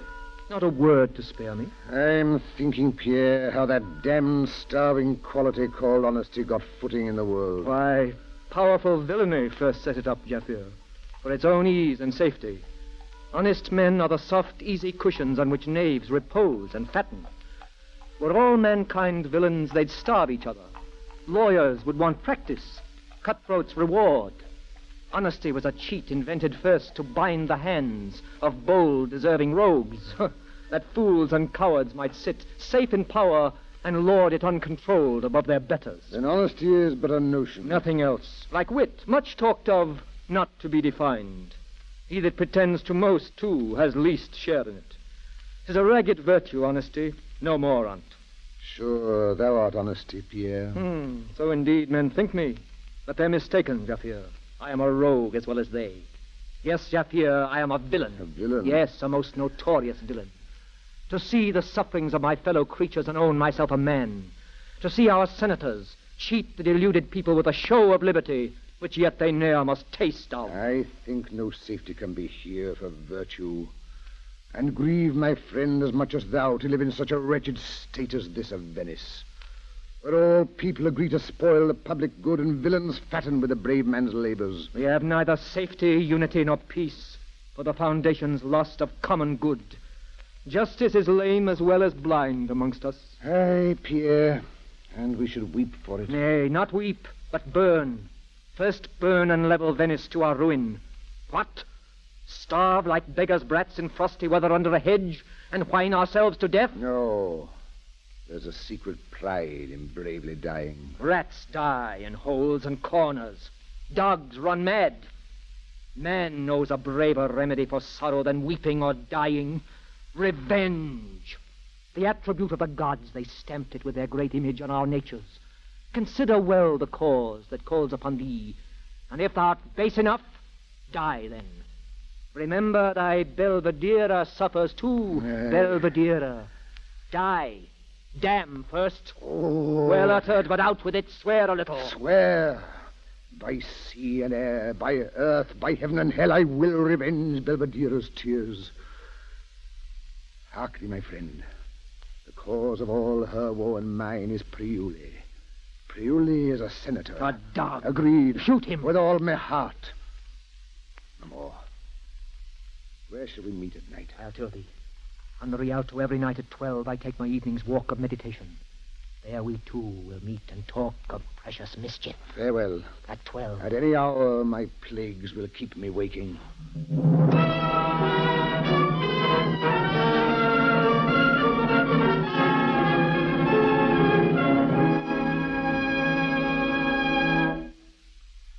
Thus begins Thomas Otway's tragedy of Venice Preserved, a whirlwind story of plot and revolution, dominated by outspoken characters whose language harkens back to that of the great Elizabethans. For Otway was a rebel of his times. He called a spade and found much to condemn in the luxury and easy living of a corrupt Restoration society. Indeed, Otway was a rebel. He even wrote of love and showed that all women were not the scheming, licentious, petty creatures of the world that most Restoration dramatists took pains to make them. In another scene from Venice Preserved, we hear Jaffir and his wife Belvedere together. She seeks comfort from him in their mutual misfortunes. Smile, as when our loves were in their spring, and cheer my fainting soul. As when our loves were in their spring. Has then our love changed aught? Does this appear like change or love decaying, when thus I throw myself into thy bosom? I joy more in thee than did thy mother when she hugged thee first and blessed the gods for all her travail past. Can there in women be such glorious faith? Sure all ill stories of thy sex are false. Oh, woman, lovely woman, nature made thee to temper man. We had been brutes without you. Angels are painted fair to look like you. There's in you all that we believe of heaven. Amazing brightness, purity and truth, eternal joy, and everlasting love. If love be treasure, we'll be wondrous rich. I have so much, my heart will surely break with. Vows cannot express it. When I would declare how great's my joy, I'm dumb with the big thought.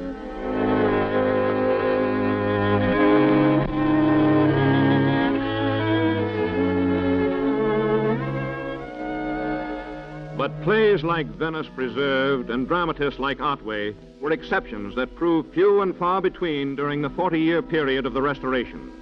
On the whole, the spectators for whom the playwrights wrote were the courtiers of the palace and their satellites, the pleasure-bent witty ladies and the gallants, wits and would-be wits of London society's uppermost crust.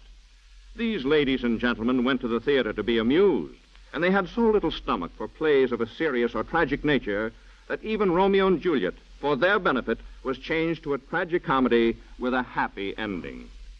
You may find an accurate index to their preferences and tastes by examining a few typical play titles of the times. The Town Fop, or Sir Timothy Tawdry. The Debauchee. The Feigned Courtesan, or A Knight's Intrigue. Sir Courtly Nice. Macbeth, with all the alterations, amendments, additions, and new songs. The Assignation, or Love in a Nunnery. Madame Fickle, Trick for Trick, or The Debauched Hypocrite.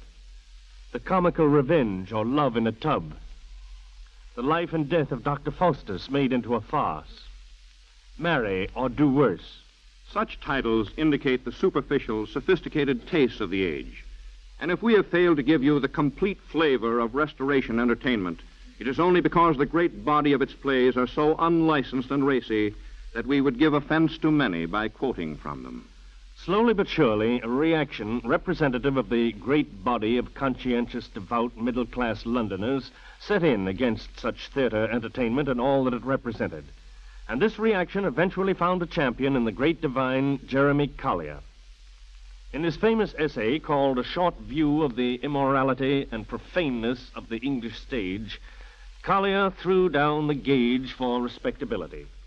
We will let you hear him reading from that essay himself. To sum up the evidence, in the plays of this generation, a fine gentleman is represented as a fine, wenching, swearing, smutty, atheistical man. These qualifications, it seems, complete the idea of honor. They are the top improvements of fortune and the distinguishing glories of birth and breeding. This is the stage test for quality. The restraints of conscience and the pedantry of virtue are becoming unbecoming a cavalier. And what can be the meaning of this wretched distribution of honor? Is it not to give credit and countenance to vice, and to shame young people out of all pretenses to conscience and regularity? To conclude, if delight without restraint, or distinction without conscience or shame, is the supreme law of comedy, 'twere well if we had less on't. That was the verdict of Jeremy Collier, as spoken in the year 1698. Already the actions and attitude of Restoration Society had called forth opposition forces that were soon to destroy all that the age had stood for.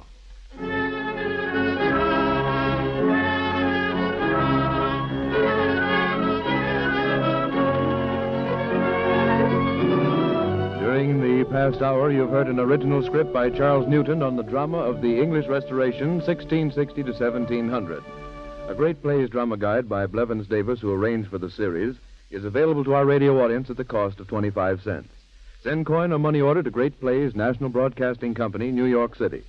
The Great Plays drama guide contains a summary of the plot, sketch of the author's life, and pertinent facts about each of the 30 plays in this series. Consult your local library for reading material on the remaining great plays of the series. Next Sunday at this time, we'll present an adaptation of The Barber from Seville.